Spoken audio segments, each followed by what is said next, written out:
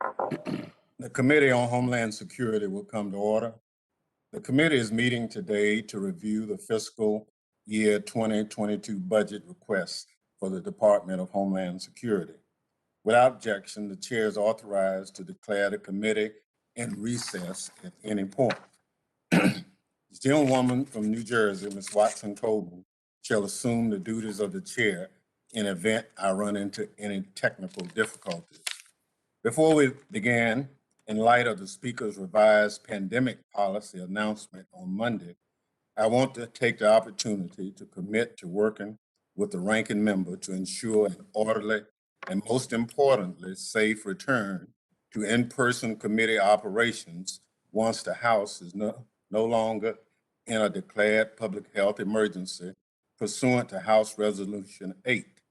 The health and welfare of members, witnesses, and staff should not be a political issue, and I look forward to returning to in-person committee hearings soon.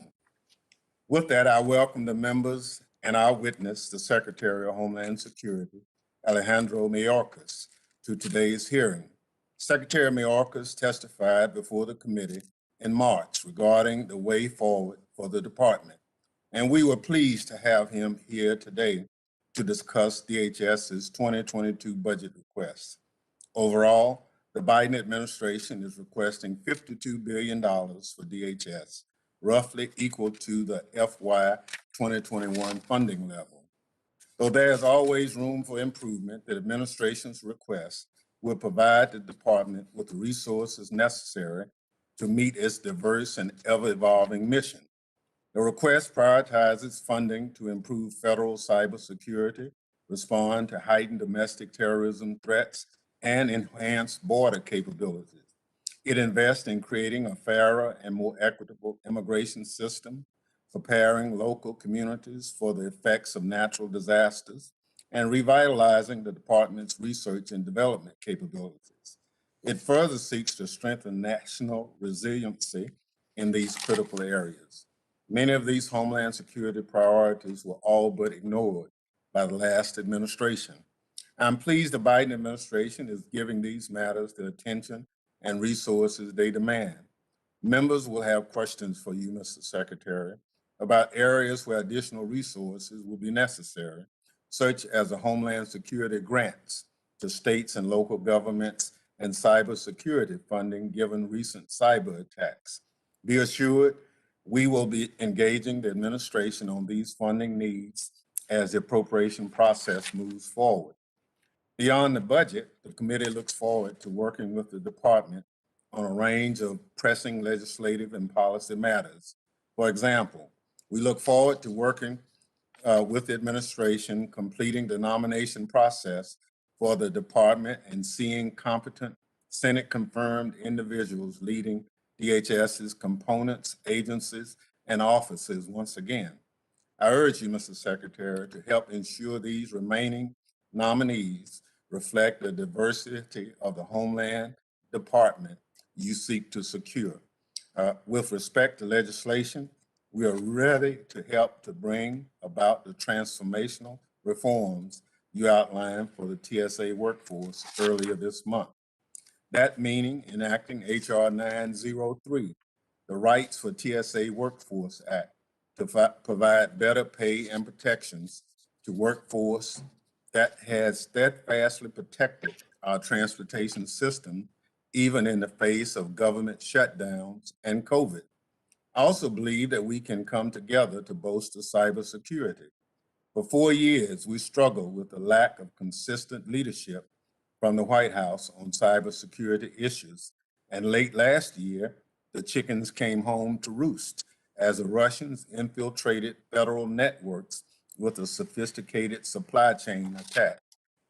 More recently, the country felt the effects of a series of ransomware attacks, including the attack on Colonial Pipeline. From day one, the Biden administration has sought to improve federal network defenses, better manage supply chain risk, and work with the private sector to improve cybersecurity across critical infrastructure sectors. Much more must be done to provide funding, personnel, and authorities to address this growing threat. Increasingly, we see growing support for changes in the law to require reporting of certain ransomware attacks and cyber intrusions, particularly when the operation of critical infrastructure systems are implicated.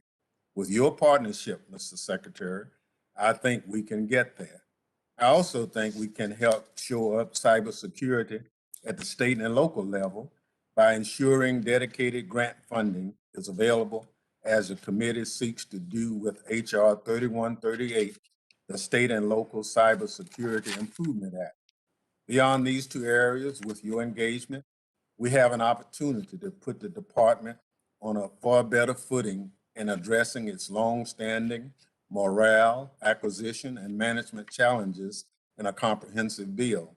With respect to policy matters, I want to commend the administration's release this week of the first ever national strategy for countering domestic terrorism, a promise the president made on day one in the wake of the events of January 6th. We look forward to examining the strategy in both depth and hearing more detail from the DHS, the intelligence community, and the other agencies tasked with the important work and the bold plans they have to implement the strategic vision that President Biden has set forth. Finally, I'd note that you join us today, Mr. Secretary, straight from your trip to Mexico this week, where you engage your counterparts on border security and facilitation matters. Your visit followed Vice President Harris's recent trip to Mexico and Central America to work with government leaders on addressing root causes of migration. More remains to be done, but I'm pleased the Biden administration is doing the hard work necessary to address the situation at the border for the long term, while prioritizing a more secure border and more humane immigration system today. Mr. Secretary, thank you for being here, and the committee looks forward to working with you on these critical issues and positioning DHS for success in all its missions. With that, I recognize the ranking member, the gentleman from New York, Mr. Katko, for an opening statement. Thank you, Mr. Chairman. I'm pleased that the committee is holding this hearing to examine President Biden's 2022 budget request. And thank you, Mr. Secretary, for taking time to appear before the committee today. Mr. Secretary, a lot has happened in Homeland since you first appeared before this committee back in March. Unfortunately, a lot of it has been anything but encouraging. So I look forward to talking about those challenges and how we can work together. I also hope to soon be conducting these hearings in person, and I'm very encouraged by I'm very encouraged by to have these hearings in person. I'm also very encouraged that the chairman has noted that that's going to be happening soon. Today, we have a full complement of Republican members here who are ready to make room on the dais and work alongside our Democratic colleagues to conduct the important work of this committee in a bipartisan manner. Mr. Secretary, I don't envy the job you have today. The president has submitted the largest budget request by far in the history of the United States, $6 trillion. Sadly, if this fiscally irresponsible budget is enacted, our children and our children's children, at a minimum, will be paying for it. A burden we should not place on future generations. And despite its high price tag, this budget request is out of touch with reality and, more importantly, fails to prioritize many of today's most pressing Homeland Security threats. To give you a few examples, the Department of Homeland Security is asking for $76 million for electric vehicles, but there are no additional appropriations requested for new Border Patrol agents. And CBP's net discretionary budget has a reduction of $280 million. Overall, the fiscal year 2022 budget asks for less than 0.5% of an increase for three key Homeland Security law enforcement components: Customs and Border Patrol, ICE, and the Coast Guard. When proposed funding for pay increases is set aside, these three agencies show a decrease from their enacted levels in their fiscal year 2022 requests. On the cyber front, the budget requests a 29% increase for the Department of Energy cyber activities, but only a 6% increase for CISA. The Biden budget simply fails to reflect the priorities that are critical to the defense of the homeland. And so I do not envy you having to come before the committee and defend this request on behalf of the administration. Honestly, just don't know how it is possible to spend that much money on a grab bag full of far-left proposals while somehow neglecting to adequately defend the homeland, particularly given the rash of major cyber attacks we've had recently. Mr. Secretary, unfortunately, since you were last before the committee, the crisis at the border has not gotten better. In fact, it is trending worse. Just last week, Customs and Border Patrol announced that over 180,000 migrants were encountered along the southwest border in the month of May alone, including 121,000 single adults, over 44,600 family units, and over 14,000 unaccompanied minors. We have also become numb to these numbers, but they continue to be staggering. The 180,000 number represents a 675% increase. And let me say that again, 675% increase from May of 2020. Despite these numbers, by eliminating border wall funding, President Biden is allowing cartels, smugglers, criminals, and traffickers to continue exploiting the border. And sadly, neither the president nor the vice president has even bothered to visit the border. In fact, in a recent interview, Vice President Harris laughed off the idea, even though, in theory, President Biden has put her in charge of the crisis. This is not a laughing matter. One aspect of this crisis that has been highlighted and truly makes every state a border state is the explosion of illegal drugs that have been streaming across the border. This particularly impacts my district in central New York and so many other communities across this country. According to Customs and Border Patrol, drug seizures were up 18% in May from April of 2021. Methamphetamine seizures were up 53%. Heroin seizures were up, and so was fentanyl. There's been enough fentanyl across the border this year already to kill every man, woman, and child in the United States.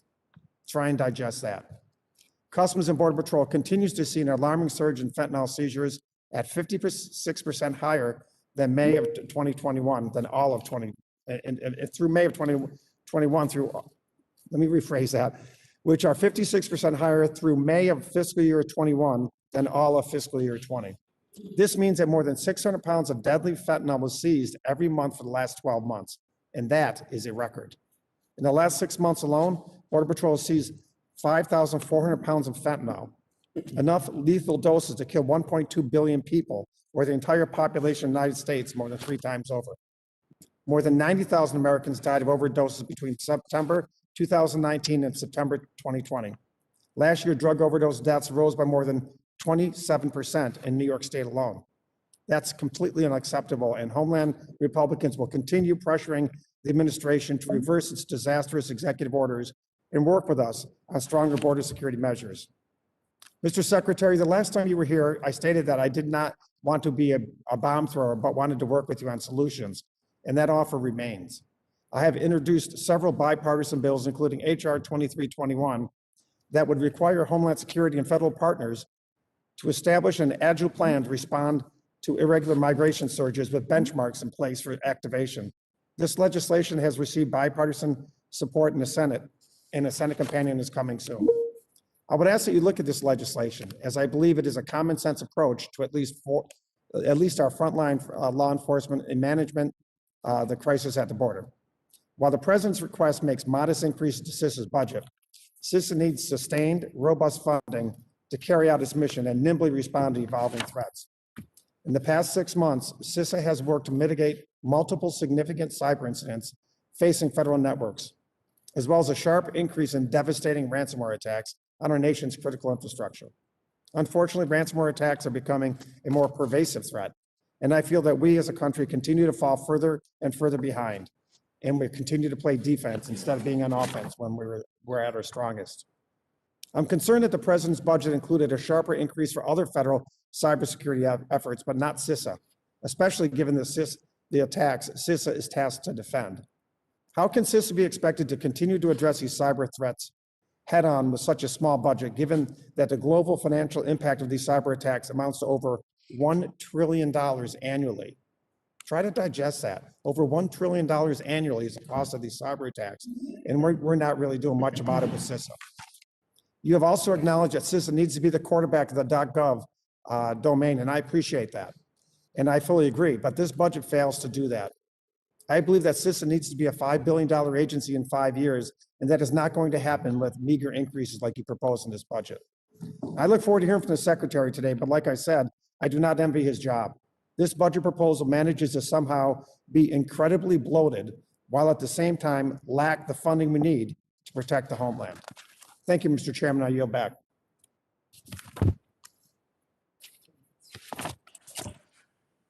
Other members of the committee are reminded that under committee rules, opening statements may be submitted for the record.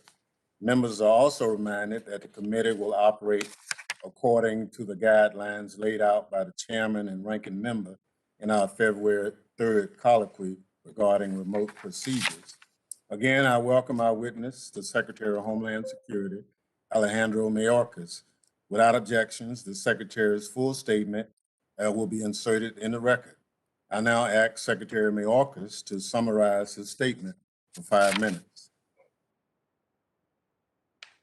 Chairman Thompson, Ranking Member Katko, and distinguished members of the committee, good morning. Thank you for the opportunity to be with you again today. The 240,000 public servants in the Department of Homeland Security are confronting increasingly complex and dynamic threats. We have a broad mission set, and my dedicated colleagues across the department are up to the challenges we face. As we will discuss in more detail today, it is the resources afforded by this Congress that will help ensure we can continue to effectively meet our mission and recruit and retain our nation's most talented professionals. I welcome this opportunity to discuss several key agency priorities for fiscal year 2022 set forth in the President's budget for the Department of Homeland Security. First, the President's budget provides for more effective and modern port and border security, including a $655 million investment towards modernizing our land ports of entry. At our ports of entry, the budget includes an additional $47 million to integrate Customs and Border Protection detection capabilities, in addition to investments in border surveillance technology. Notably, there is no request for additional border wall construction. The budget reflects the President's commitment to rebuilding our immigration system into one that is fair, efficient, and upholds our nation's values and our laws. It includes a new discretionary request for $345 million for U.S. Citizenship and Immigration Services to tackle our backlog of applications and petitions and to support up to 125,000 refugee admissions per year. To ensure the safe and humane treatment of migrants at the southwest border, the request includes $163 million for medical needs for those in Customs and Border Protection custody.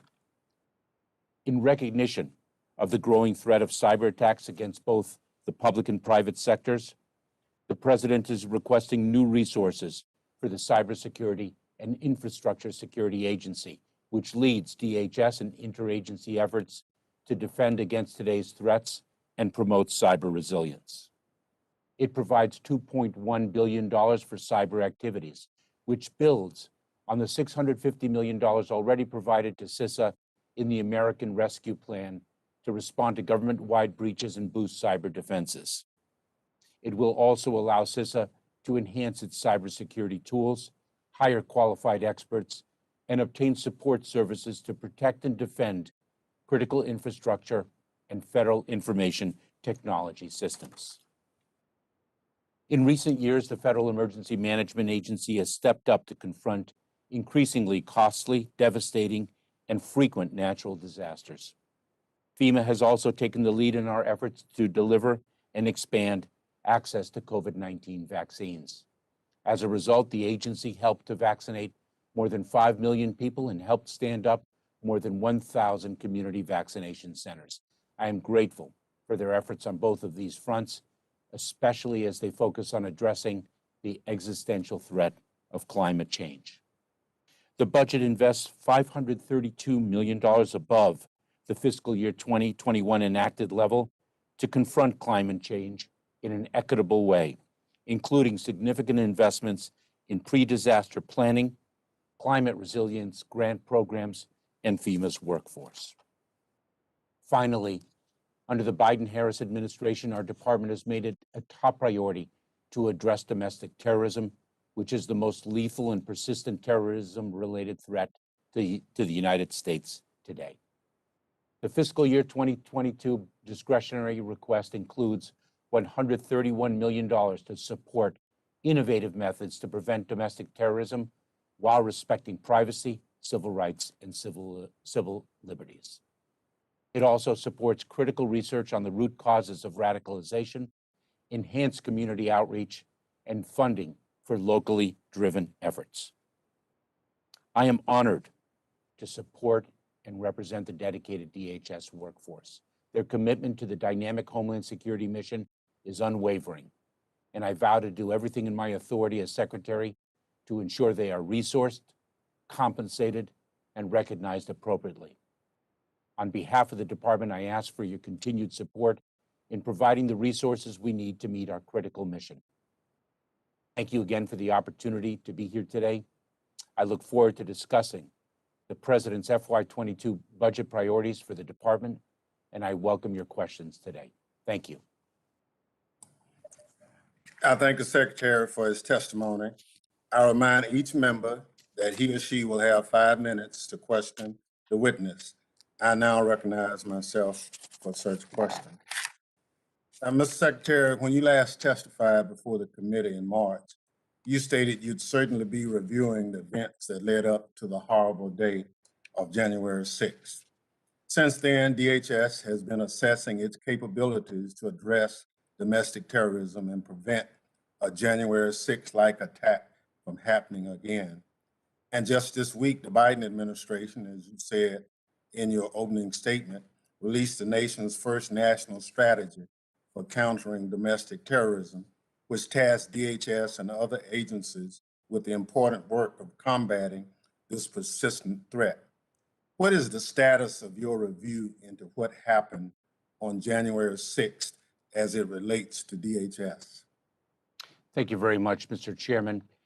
We have indeed reviewed the events that led up to the tragic events of January 6th, and our review is ongoing. I think that we are predicated on 3 pillars of our work to combat domestic terrorism. Number 1, we base it on intelligence and information gathered by law enforcement. We are data-driven. Number 2, we are focused on ensuring that while we do this critical work, we protect civil rights, civil liberties, and the rights of privacy of each member of the American public. And third, and importantly, that we are ideology neutral, that we look at any ideology of false narrative, myth and disinformation with respect to ideologies of hate and radicalization, and critically, and this is what is a distinguishing factor, their connectivity to violence, regardless of the politics of any ideology, and that we address it. This has been a long-standing challenge, and I note, for example, the 2017 attack on Republican members of Congress at our baseball stadium, and it is vitally important that we keep that principle in mind, that we are ideology neutral, and we are focused on the connectivity to violence, which is unacceptable in our country. Thank you very much. As you know, the majority of members who come to Washington do so by air. And I've heard from flight attendants and others in the airline industry about the alarming uptick in unruly passenger incidents aboard planes in the last year. And some of these episodes have included violent assaults on flight attendants and TSA officers. I'm gravely concerned that this number of such incidents is on the rise. What is DHS doing to address the situation and address problems on the ground before they become problems in the air? Mr. Chairman, I share your view that this violence is intolerable and will not be accepted.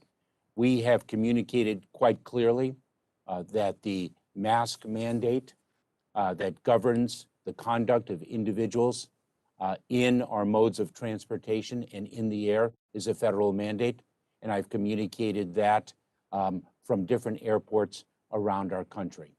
We also have prepared federal air marshals to address any act of violence that they themselves observe while on flights.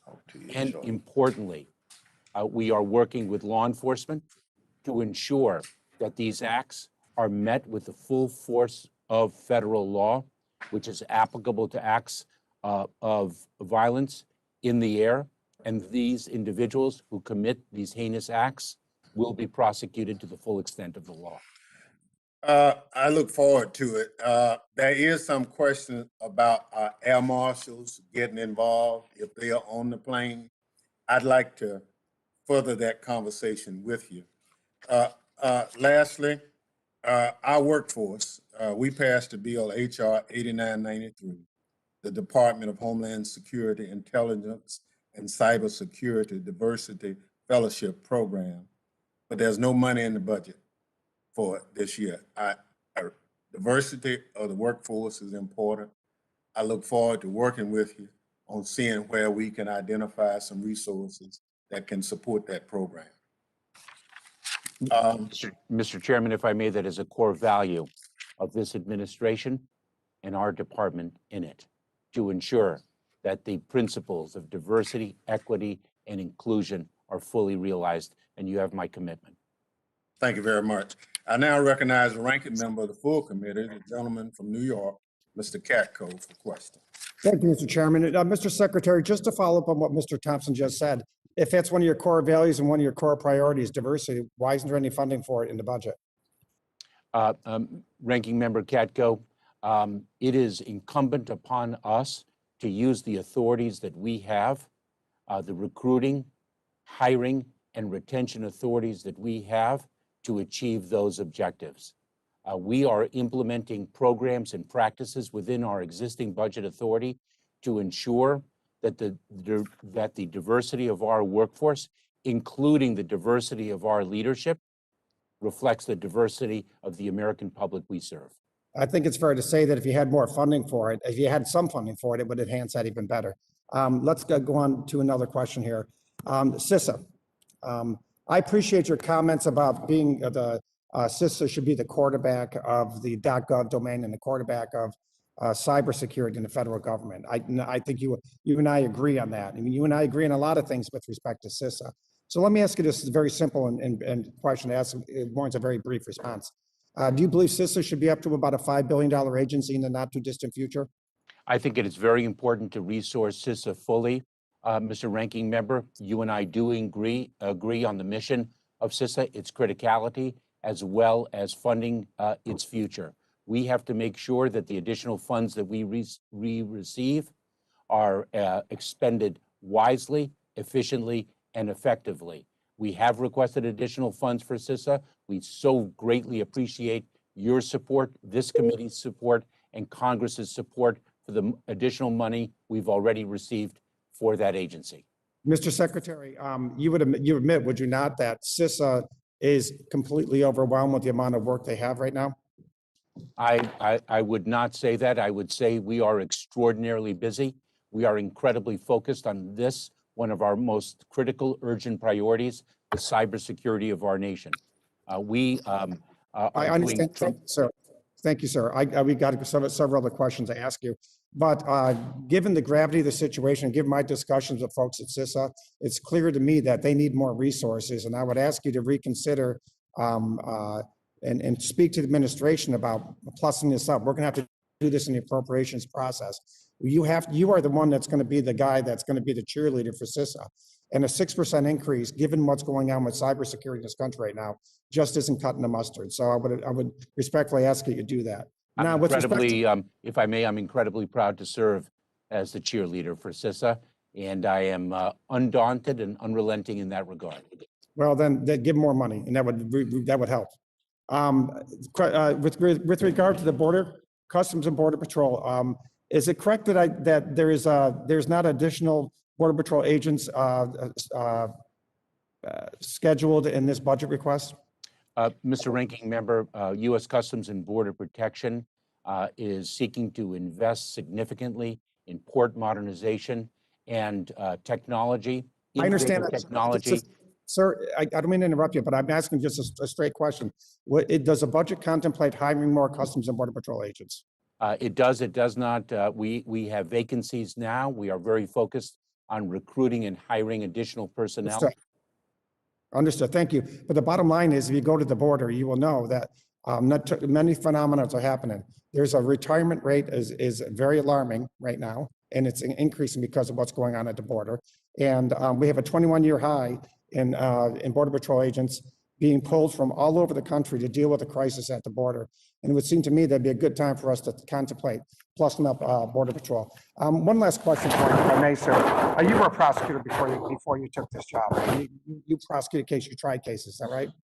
For 12 years, I served as an assistant United States attorney and the United States attorney for the Central District of California. I'm a former AUSA as well, and I'm sure you'll agree it's the best job you can ever have. But in that capacity, did you ever go to the crime scene? Did you ever go to a crime scene and kind of so you can get in your head to see what happened with the crime so they could then prosecute it?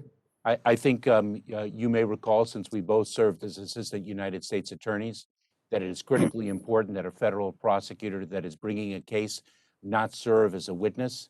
And so it was our office policy not, in fact, to observe a crime scene, to rely on the brave and extraordinary federal agents, as well as state and local law enforcement, who did the investigative work, and we focused on our prosecution mission. I'm not talking about when the crime was going on or whatever, just going back and surveying to get an eye and see what happened. You never did that?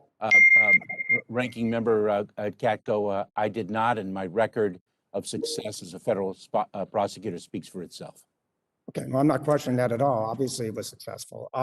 Okay, well, Ranking Member's time has expired. thank you very much, Mr. Chairman. Thank you. Chair recognizes the gentlelady from Texas, Ms. Jackson Lee, for 5 minutes.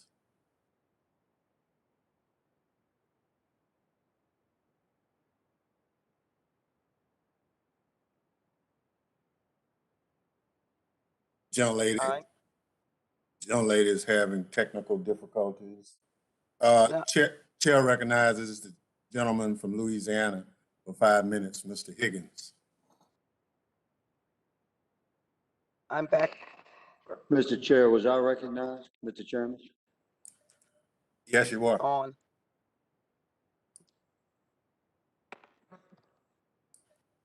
Gentleman from Louisiana. Thank you, Mr. Chairman. I'm appreciative of the recognition. Today's hearing should be one of the most significant hearings in Congress. We face unbelievable and unprecedented challenge on our southern border. We are speaking with the one man that leads the Department of Homeland Security today, and we're going to question him about the budget that's been requested by our president. We recognize as American citizens that our nation is imperiled. Certainly that imperiled status is a threat from weak and agenda-driven policies by politicians who no longer recognize their service to we the people. And our southern border is absolutely the front line of defense for the sovereignty of our nation. And yet, America can expect no real answers today. What you're going to hear, my fellow citizens, is scripted, rehearsed speeches. Mr. Mayorkas is not going to answer Republican questions. He's made that clear. He is absolutely going to echo the talking points of the Biden administration and a Democrat majority. So let's ask about that. Mr. Mayorkas, have you or your staff coordinated with the Democrat majority members of the Homeland Security Committee or the Homeland Security Committee majority staff regarding your responses to questions you'll receive today and your answers? Have you coordinated that, Mr. Mayorkas? Congressman Higgins, I conduct my responsibilities and fulfill my duties to the American public Bingo. in a Exactly bipartisan as I advised. You're not bipartisan going to answer manner. my question. I've had the pleasure and the privilege of speaking Finish with members on both sides of the aisle prior to my testimony this morning. Reclaiming my time, Mr. Mayorkas. Thank you for making my point. I have a question that you're probably not prepared for. Mr. Mayorkas, you're in charge of defending our homeland. Let's dig into your true beliefs, sir. Do you believe that every square inch of American soil is sovereign and should be secured and protected? Yes. Every square inch. Is it Yes. sovereign and should be secured and protected? Simple Yes. question. I answered yes. Mr. Mayorkas, it's you lead DHS. Good sir. That's a pretty simple question. Do you believe that the answer is yes.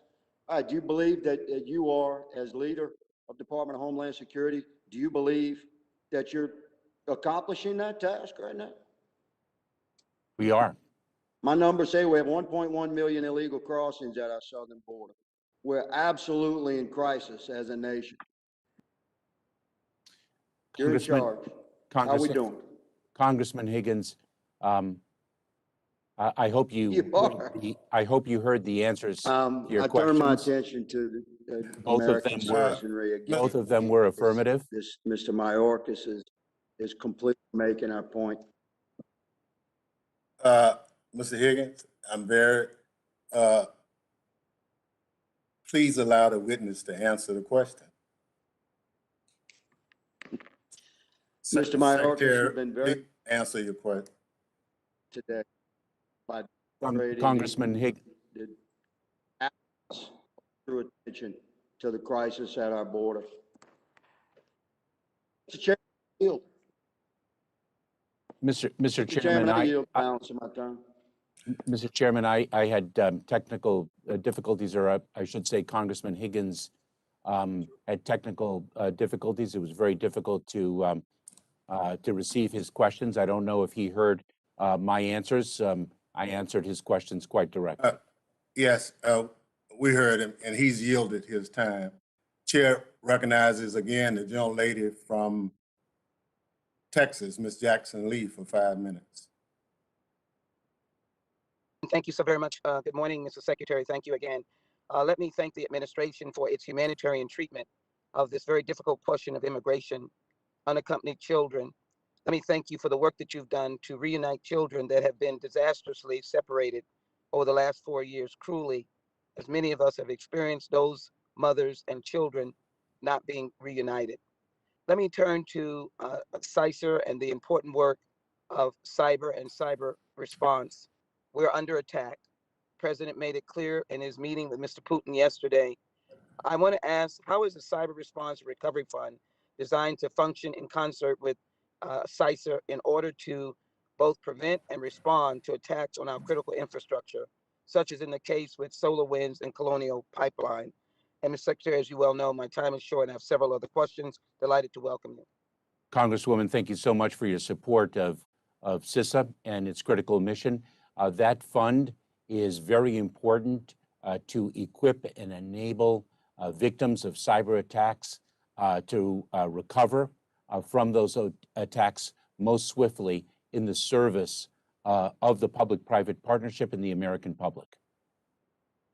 I think it is very important that either we as the Congress continues to increase that funding, but also I would encourage developing the expertise at DHS as well. Texas understands the challenge of climate crisis. Well, states and local governments that have a history of dealing with climate emergencies and are projected to continue this experience. Will they be able to be prioritized with competitive grants? Congresswoman, yes, they will be, and we are taking a look at our FEMA grant programs, which are so critically important to disaster prevention, relief, recovery, and resilience, and the critical impacts of climate change on states' abilities to be prepared. Transportation Security Administration has shown itself over and over again, and the TSOs, how they've been the front line of our security. Many of them were impacted by COVID-19. So the administration have a policy of trying to professionalize the TSA, TSOs for retention, and as well be able to support increased funding for that purpose. Number one. Number two, the department has security as its important point, but it also should have a commitment to civil rights, civil liberties. What is the process that occurs when a stakeholder reaches out to the Office for Civil Rights and Civil Liberties? If you take the TSA question first. Thank you so much, Congresswoman. We are dedicating to funding TSA workforce. I really applaud and embrace the chairman's dedication to that workforce. In fact, just a few weeks ago, I made a critical announcement about our commitment not only to provide collective bargaining rights to the TSA workforce, to the TSOs, but also to work towards ensuring that their pay is at a level, at least that level provided under Title V of the United States Code. So I share your commitment, and I really praise the chairman's leadership in this area. One of the critical things, if I may, turning to your second question, Madam Congresswoman, is practice that I have instituted in the Department of Homeland Security. Our statutorily created Office for Civil Rights and Civil Liberties does not engage at the end of our policy development and our processes and procedures, but at the very, very beginning. And that is critical to ensuring that the movements that we make, the decisions that we make, integrate that critical mission set, those values and principles on the front end of our work. And I look forward to working with you on that. Very quickly, we know what is happening in the nation's airwaves, and the nation's airlines and the nation's skies. I heard you make a comment about marshals, and I'd be interested in adding their powers or their procedures and how we can ensure a safe travel for our traveling public who are civilians and who've been called into action as if they are staff or military to save the lives of the other traveling public. I look forward to working with you on that, Congresswoman. I really applaud the tremendous work that our federal air marshals have done so very many years. I know of their work very well. Thank you so very much. And I want to compliment FEMA. We were under siege, as all of us were, in COVID-19. They opened up several sites in the Texas area where the surge of COVID-19, we lost a lot of lives, but they were always there, and particularly during the very difficult and very unhelpful time of trying to get PPEs and other equipment prior to the vaccination. So thank you so very much. And Mr. Chairman, I yield back. Thank you. The gentlelady yields back. Chair recognizes the gentleman from Mississippi, Mr. Guest, for 5 minutes. Thank you, Mr. Chairman. Mr. Secretary, thank you for joining us today and reviewing the information that you submitted to this committee. I see that in the category where you address is challenges at the border. You state that the number of encounters at the border has been elevated. You go on to say this resulted in a substantial strain on the processing, transportation, and holding capacity of the U.S. Border Patrol. Later, you say, as a result of the recent surge in unaccompanied children, this presents a serious challenge to DHS. I know you've made previous statements. Previously, I believe you said that we are on pace to encounter more individuals on the southwest border than we have in the last 20 years. Mr. Secretary, last time you were here, when questioned by Ranking Member Katko, he asked, given the tremendous rise and surge of individuals coming to the border, wouldn't it be fair to call this a crisis? Your response was, I'm not spending any time on the language that we use. I'm spending time on the operational response to the situation at the border. You make that, and then we see today a budget that has no increased funding for key frontline agencies. And so my first question to you, Mr. Secretary, is that when compiling these budget requests, did you consult with our state and local partners that we rely on so frequently as we attempt to secure our homeland? Congressman, thank you so much for your question. I have most certainly engaged with state and local law enforcement throughout my 4-month tenure. I have done so regularly, not only with chiefs of police, but with sheriffs and on occasion rank and file, so that I understand what is being experienced on the ground and best able and equipped to respond to it most effectively. Most certainly I have engaged, and I will continue to do so. In fact, if I may, I have elevated the position that was in the prior administration a deputy assistant secretary for state and local law enforcement to the position of assistant secretary for state and local law enforcement. In addition to that, I designated an individual, a former chief of police, as a senior counselor to ensure that our engagement with state and local law enforcement is both as robust as possible and effective in implementing the policies and procedures that we are tasked to perform. And Mr. Secretary, I appreciate that open line of communication. I do see here where the governor of Texas, Greg Abbott, last week announced plans to build a wall on the southwest border. And I see that the budget request that you submitted has no funding for additional wall construction. Governor Abbott said our efforts will be effective if we work together to secure the border, make criminal arrests, protect landowners, rid our community of dangerous drugs, and provide Texans with the support they need and deserve. This is what he referred to in his statement as an unprecedented crisis. And so in reviewing the request that you have since submitted specifically as it relates to the southwest border, I see as it relates to U.S. Customs and Border Patrol that we're looking at roughly a $1.9 million less this budget year than last. No funding for additional Border Patrol agents or CBP officers, no funding for additional wall construction.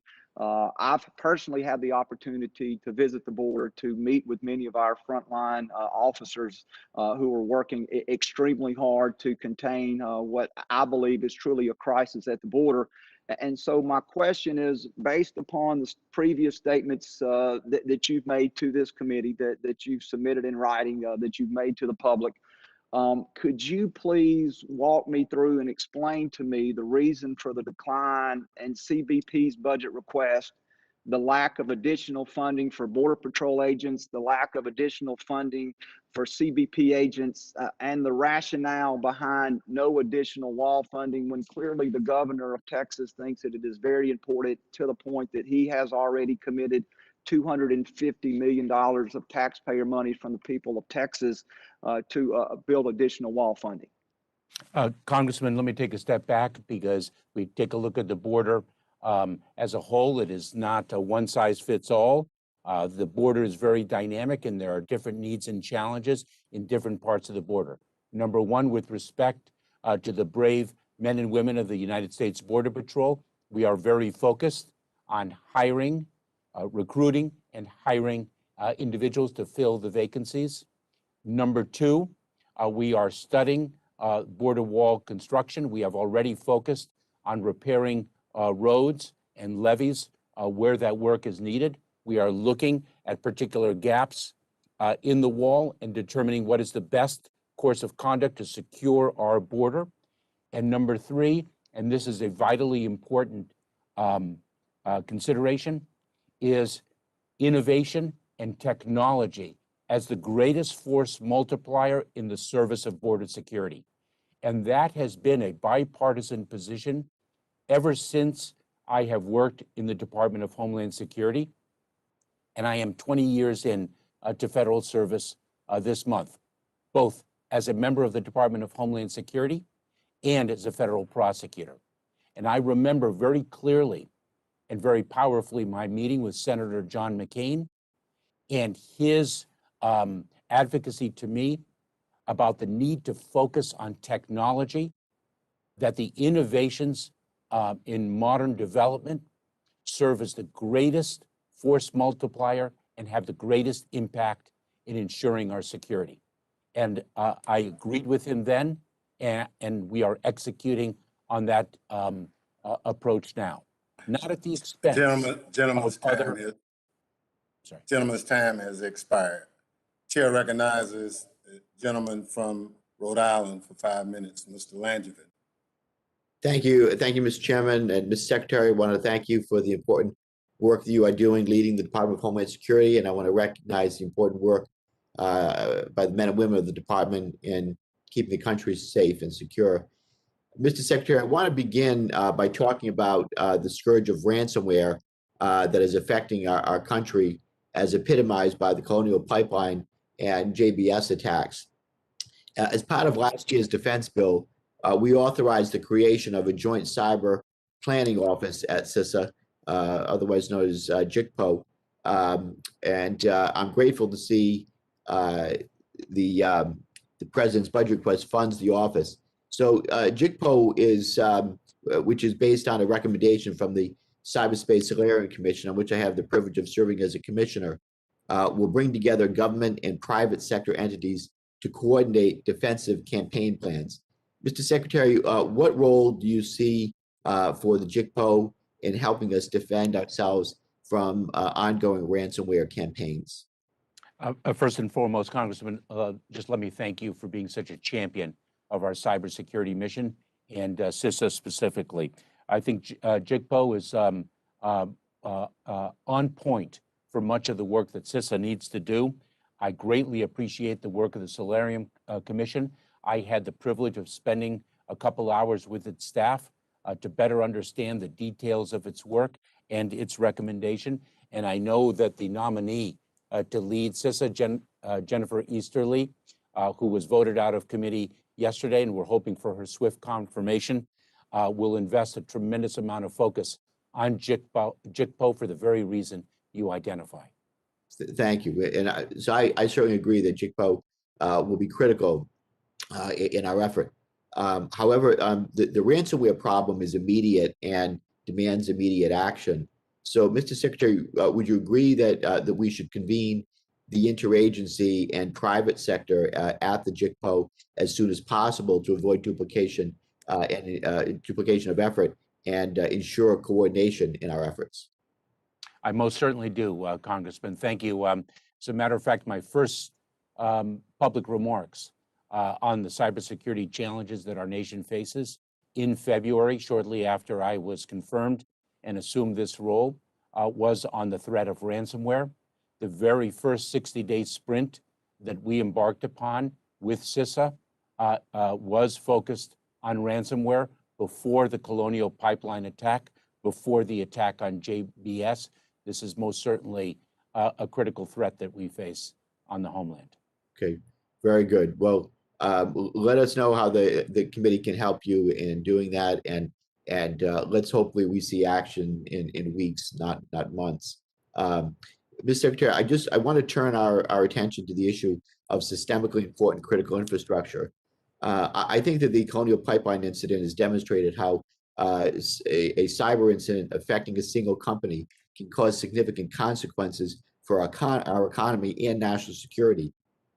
So do you think that an approach focused on systemically important providers, similar to the Section 9 list from the Obama executive order, is useful to mitigating risk? And will you commit to working with me on legislation to codify a new social contract with systemically important critical infrastructure?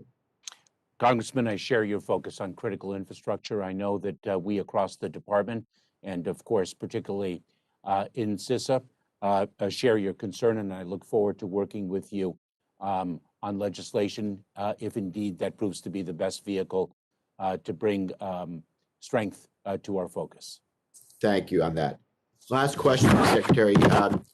So I have some concerns about how the Colonial Pipeline incident response was handled in the interagency. I strongly believe that the issue was a significant cyber incident, and we should have seen the stand up of a cyber unified coordination group. Even if the UCG was not established, though, I feel that DHS, as the lead agency for asset response, likely should have coordinated the interagency. I realize that decisions were made were not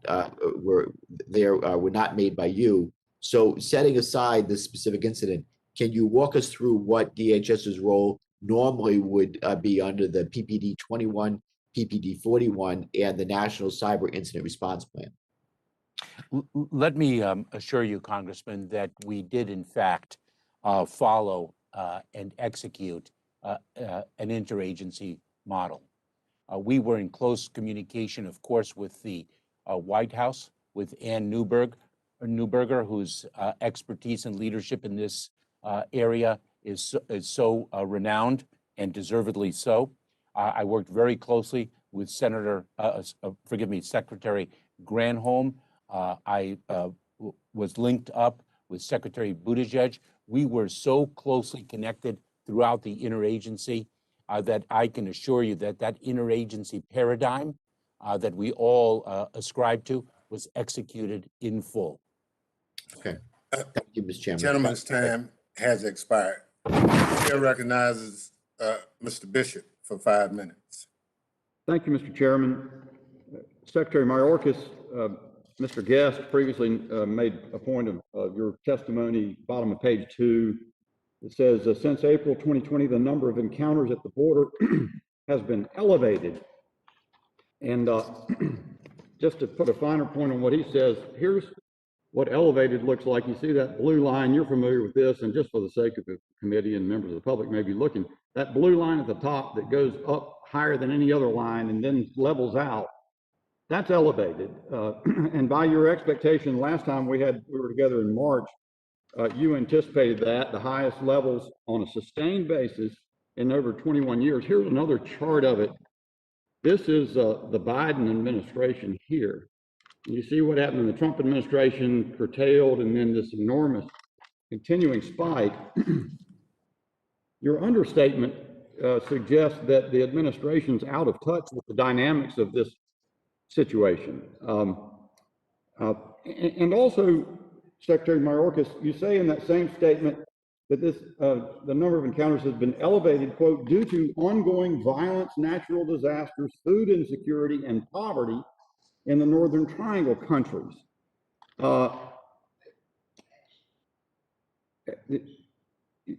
You do know, don't you, that the principal cause of this surge is changes in policy by the Biden administration from the previous administration, and the factors that you cite were prevalent in the Trump administration and prior administrations as well. So that didn't cause the change. Would you agree, sir? I would respectfully disagree with you, Congressman. What We have, those of us who have addressed challenges at the border for many, many years have seen spikes, decreases, spikes again, decreases again. It's a very dynamic situation, and it is overdue that we address the root causes of irregular migration. Well, you're often talking about what we ought to do. I'm just asking you about the cause as you've deciphered it. And I understand, I'll take your answer that you don't agree with me. When I had 5 minutes with you in March, I asked you whether you expected that the administration's changes in policy would trigger this surge, or you were surprised by that development. And you said that you had no expectation either way, but we did what we had to do. Now, let me exactly this is, I don't know that I had any particular expectation one way or the other. I just knew what we needed to do when we confront a situation, and in fact, we're doing it. But as this has developed, it's true, I've learned, and it's true, isn't it, that the CBP briefed incoming Biden administration officials that the contemplated changes to policy, such as suspending or terminating MPP, would lead to exactly this surge. Congressman, when I had the privilege of engaging with you back in March, the concern was the overcrowding of Border Patrol facilities. Yes, sir. I'm not asking you on a different tangent, Mr. Secretary. I'm just asking you whether or not you were briefed that these changes would lead to this type of surge. Yes or no? If I may, I was No, not. yes briefed or no, for sir? it. I was Say not. you won't briefed. answer the question. If I may have a moment. Excuse me, Mr. Secretary. Mr. Bishop, please allow the witness to answer the question, and you can then follow up. I'd be glad for him to elaborate, Mr. Chairman. I'd just like him to answer that question. Congressman, I was briefed on the border situation when I assumed office.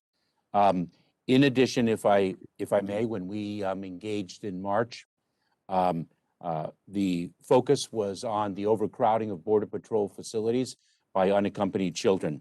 I said then that we had a plan and that we were executing on our plan and that it would take time. The situation in the Border Patrol facilities is drastically different than it was then. In fact, we did execute on our plan. I'll reclaim my time, of which I've only got about another 30 seconds, Mr. Secretary. Tens of thousands of migrants have been admitted into the country on the premise of having an asylum claim. And I understand that the majority, maybe the vast majority, are determined not to be valid.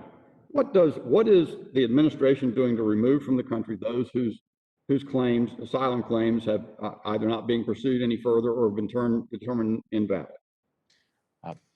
Families, Congressman, who make claims for asylum under the laws of the United States are placed in immigration proceedings to seek to advance those claims. If those claims are granted by an immigration judge, they are granted asylum under our laws. If those claims are rejected by a judge and appeals prove unsuccessful, those individuals are removed from the United States in accordance with law. Mr. Chairman, in light of my time having expired, I request unanimous consent for the submission of these two charts that I displayed during the testimony. Thank you, sir, and I yield back. Without objection, so ordered. Chair recognizes the gentleman from New Jersey, Mr. Payne, for 5 minutes. Thank you, Mr. Chairman. Mr. Secretary, it's evident that there were multiple failures leading up to and during the siege of the U.S. Capitol on January 6th, including the 5 standby responses that the Pentagon relayed to the National Guard during the attack, and the complete and utter failure of both DHS and the FBI in not issuing a threat assessment or joint intelligence bulletin specific to the January 6th joint session of Congress. I know you were not secretary at the time, but the last time you were here, we reviewed your department's failures that allowed a violent mob to ransack the Capitol and depart without being arrested or detained. Can you assure this committee that DHS failure to issue a threat assessment was not part of an attempt by the Trump administration to leave the Capitol and Congress undefended?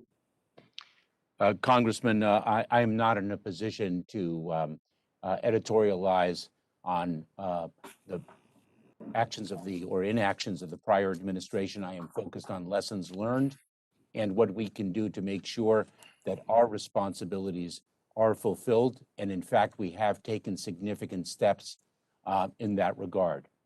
We issued the first NTAS bulletin in January, the first in quite some time.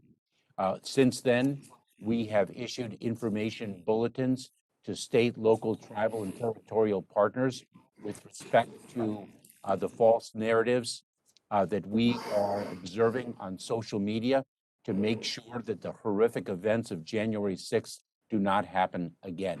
We certainly have reviewed the events leading up to January 6th. We continue to review those. We continue to draw lessons learned.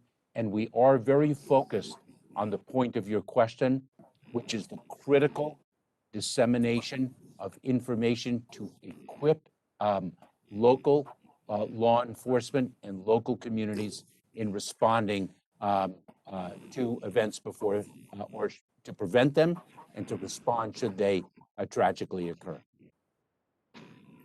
Okay, but wouldn't part of that lessons learned be trying to assess the, the prior administration's lack of response to this? Wouldn't that be part of lessons learned? Most certainly. And we did note the fact that products were not disseminated as robustly as we have begun to do, and we hope to continue to do. Okay, you know, we always talk about defending the homeland from, you know, foreign or domestic. And to the extent that we had a rogue administration potentially in the White House, that also has to be assessed, correct? Well, Congressman, we look at the events. We try to look at them, and we succeed in doing so through an apolitical lens, as I articulated at the very outset.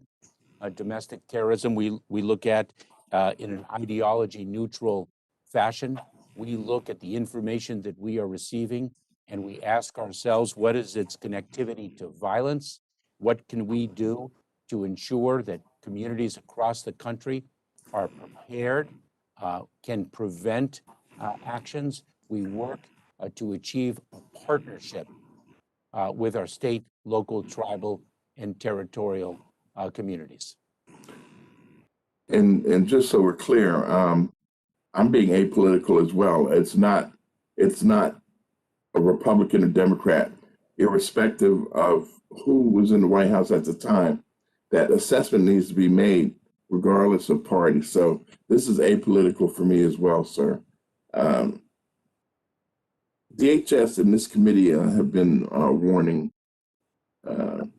about the threat of domestic terrorism for over a decade now. I know the chairman has been consistent in his concern for this issue, and I've followed his lead as I've come on the committee and learned. As far back as 2009, DHS warned about resurgence in right-wing extremism. The gentleman from New Jersey's time has expired. I will yield back, Recognize sir. the other gentleman from New Jersey, Mr. Van Drew, for 5 minutes. Thank you, Chairman. Mr. Secretary, you must have noticed, you must feel it, you must see it, that there's a crisis on our southern border. I know that you say there isn't, the administration say that there isn't, but if you speak with, you can feel the frustration of so many Congress people that are even here today questioning you. The bottom line is illegal border crossings that are at 21-year high. Statistics don't lie. The bottom line is you can see the videos, you can visit these sites, you can see the pictures. It's just all there. It's real, and it's not something in the past. Frankly, I don't even want to talk about the past. I want to talk about what's happening now. You know, over 150,000 people a month. And the children. Somebody mentioned what a wonderful job we're doing with the children. Well, let me tell you what's happening to children. Children are being abused as they cross the border. Children are being abused before they get to the border. They're being used as drug mules. They're being sexually abused. So are women and families. I mean, this is horrific. It's inhumane. It's wrong. I feel like I'm in bizarro world when we say that it doesn't exist. It does. We can see it. You can go there. You can look at it. It is there. It's there now, right now. Our border towns, processing facilities, and the Customs and Border Protection agents are completely overwhelmed.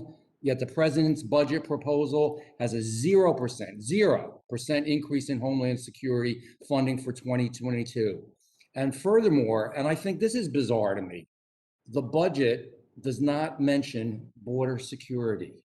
Regardless of your partisan positions on things or anybody's positions on things, and I'm not trying to give you a hard time, but how can you have a budget, a 72-page report, and not mention budget security? Whatever you think about it, we know that something needs to be done. The Customs and Border Protection fiscal year 2022 request is almost $300 million below the 21 level. And there is no call for funding for additional Border Patrol agents or Customs and Border Patrol officers. They are suffering down there. The people who are working there are suffering. The people who live there are suffering. The people in the country are suffering. And quite frankly, the undocumented that are coming across are going through hell in many cases, as I mentioned. We aren't treating children well. The Customs and Border Protection Procurement, Construction, and Improvements account was cut in the president's budget by almost 50% from the 21 enacted level. It's awful. In addition, I'm concerned that the president's budget left out necessary funding for Coast Guard needs, and if we get time, we could talk about that a little bit later. I'm grateful that the budget includes the much-needed recapitalization project for training in Cape May, which is in my district. The budget does little to address the $2 billion backlog in the service currently. We need to address the aging IT infrastructure of the Coast Guard without a doubt. This budget doesn't accomplish that. And it spends so much and it doesn't accomplish that. That's, again, the bizarre, I don't know what other word to use, part of it all. Now, Mr. Secretary, as you know, President Biden issued a proclamation on his first day in office to pause construction of the border wall. Why? I don't know, but he did. And to pause the obligation of funds for the wall. The Government Accountability Office issued a report on Tuesday this week suggesting that the Department of Homeland Security submit a timeline to the committee dealing with how DHS plans to obligate its congressionally appropriated funds. This timeline is necessary to ensure that this committee maintains strong oversight over the department and the administration, does not replace priorities established through the legislative process with its own agenda. Will you please commit to providing the committee with this timeline? Congressman, I have to respond. Sure, I want you to respond. Mr. Secretary, I want you to respond. Please allow me to respond to some of your preliminary remarks. They require a response. I share your position that the smugglers and the traffickers who exploit children are heinous criminals that need to be addressed. And in fact, we have a number of law enforcement operations to elevate the attack on those smuggling and trafficking organizations over and above the work that was previously done. Number one. Number two, we are in fact addressing children in a more humane way than was previously the case. In the prior administration, Congressman, unaccompanied children were expelled. We are now receiving those children and assessing the claims for humanitarian relief to which they are entitled under American law. We are no longer expelling those children. Those unaccompanied children. I don't mean to interrupt you, Mr. Secretary, but yes, after they've gone through hell to get here, after we are not committed to the agreement we had with the Northern Triangle and with Mexico, which was much more secure, they were more secure, our country was more secure. We have less security now than we had then. Gentleman's time from New Jersey has expired. Chair recognizes the gentleman from California for 5 minutes, Mr. Correa. First of all, let me thank our secretary for being here today, sir. Welcome. Quick question, sir. Under the prior administration, your DHS failed to provide Congress with the 2018 quadrennial, every 4-year Homeland Security Review. This report is important to provide effective oversight by us, Congress, of DHS, and to make sure that your department has the assets, capabilities, budget, and policies to address the evolving threats. Will you commit here, sir, today to deliver Congress, us, the 2022 Quadrennial Homeland Security Report? We will indeed do so, Congressman. Thank you. And Mr. Secretary, I want to talk about the border and border patrols. My colleagues have made a good point. We need more agents. And a number of years ago, this committee had hearings on hiring new Border Patrol officers. And back then, the problem was that most recruits couldn't pass a test or meet the qualifications, or most importantly, pass a polygraph test. The Anti-Corruption Act requires a polygraph test for all new CBP law enforcement officers. And I know some vets may be exempt from this, but Mr. Secretary, are we still having the same problems hiring agents? Congressman, we are very focused on recruiting and hiring Border Patrol agents. We are looking at how the hiring process can be reformed to achieve greater efficiency. Indeed, we are focused on that critical effort. And sir, let me turn again to the border. I went to El Paso. I took a tour of the area and I met two young girls there, two refugees, Yuri and Yareli, 2 and 5-year-olds. They were thrown over the border wall by smugglers. In this case, the wall didn't work. They were saved because 2 alert patrol border officers saw them with their high-tech equipment. They were able to detect an intrusion with high-tech equipment. So technology worked. So my question, sir, is this what you have in mind when you talk about your budget and protecting our nation's security? More effective technology? I most certainly do, Congressman, and thank you both for recognizing the force multiplier that technology is, as well as the extraordinarily heroic work of the United States Border Patrol. And Mr. Secretary, again, talking about the border and illegal drugs at the border, I agree with my colleagues. Record number of illegal drug seizures at the border. But I would say, sir, that these go hand in hand with a record high demand and consumption for illegal drugs in our nation. Would it be fair to say that our dollars are purchasing more and more illegal drugs? And this is in great part driving the record number of importations and illegal drug seizures at our border. Congressman, tragically, the demand for narcotics is one of the causal factors. In fact, the data shows that most narcotics are sought to be smuggled through the ports of entry, which is yet another reason why we are focused on innovative technology, which is the greatest tool to interdict the flow of narcotics through the ports of entry.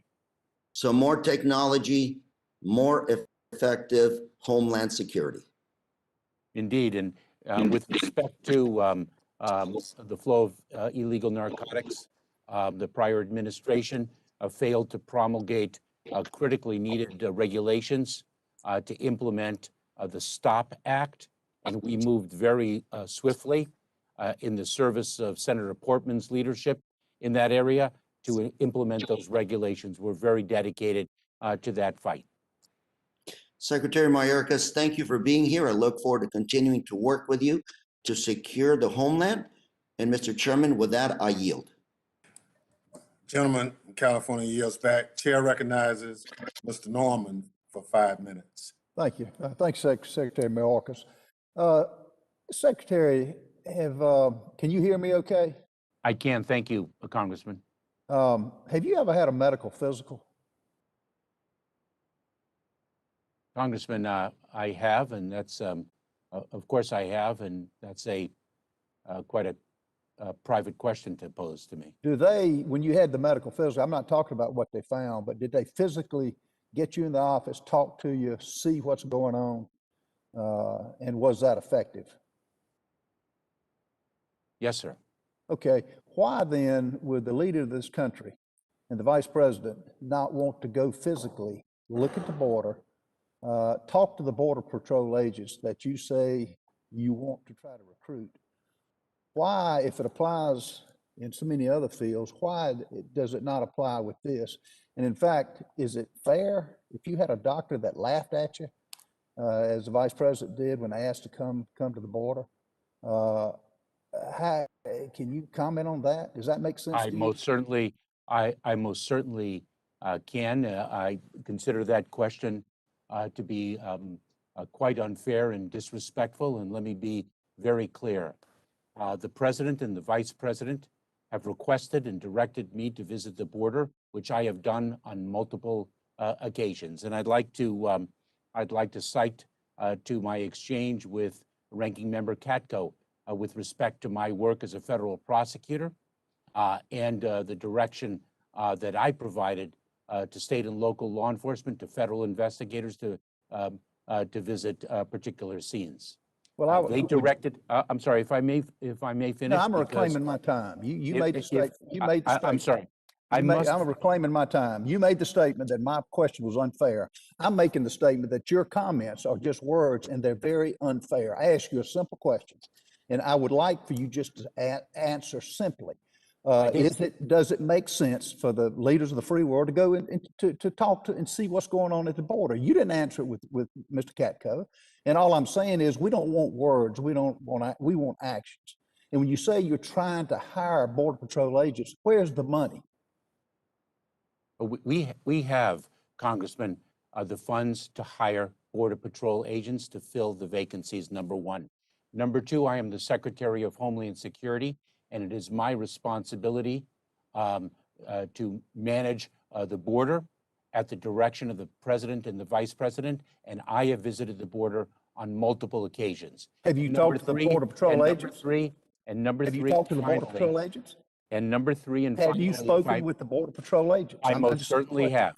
I most certainly have. And number three, if I may, the Vice President served as the Attorney General of a border state of California, and she is quite familiar with the situation on the border.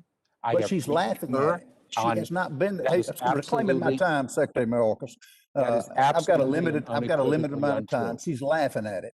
When you say it's an insult, it's an insult. We're claiming my time for you to say that you're looking at the border wall and looking at it when you're not. What do you have to look at? You're not building it. When you say technology, what I've heard, how effective once the 1 million to 2 million people are in this country illegally, how effective is technology going to be to root them out and to find out who they are when you don't know who's coming in the first place? Congressman, Question. the factual premise of your question is inaccurate. Okay, so you just gave the numbers. And technology is proven to be an effective force multiplier. How about stopping them from coming in the first place? How about knowing who's coming in the country? Is that not common sense? It is a multi-pronged effort, and we do that as well. Multi-pronged. Wow. Multi-pronged. It's like all the other words. It's basically you're not doing anything because the numbers don't lie, Secretary Mayorkas, unless you dispute the 180,000 that came last month as opposed to in the previous administration, 20,000 the same month in 2020. Now, once they're in the country, it's hard to get them back out. The Border Patrol agents we talk with, you know why they're demoralized? They're changing diapers. And you will not take the necessary steps to stop it. You can say you are, but in the 74-page budget this administration's put out, you know how many times border is mentioned? Not once. You know how many times climate is mentioned? 54 times. It's not a priority. I'm just telling you this is a crisis. I would invite you, we're going for a second time. Many have been far more. We're going for a second time. We would invite you to come talk to the agents, see the children that are put with, you got 2 and 3 year olds. Gentleman's time has expired. Chair recognizes the gentlelady from Michigan, Slotkin, for 5 minutes. Thank you, Mr. Chairman. And Secretary Mayorkas, thank you for joining us today. I'm struck as we head to the 20th anniversary of 9/11, just how different the Homeland issues are from when, DHS was stood up, where most Americans were, worried about threats from foreign actors, from foreign terrorists and attacks on the homeland. Fast forward 20 years, we're talking about cyber attacks, the border, domestic terrorism. It's very different. So what I want to ask is about those pivots to those very different things that are threatening Americans.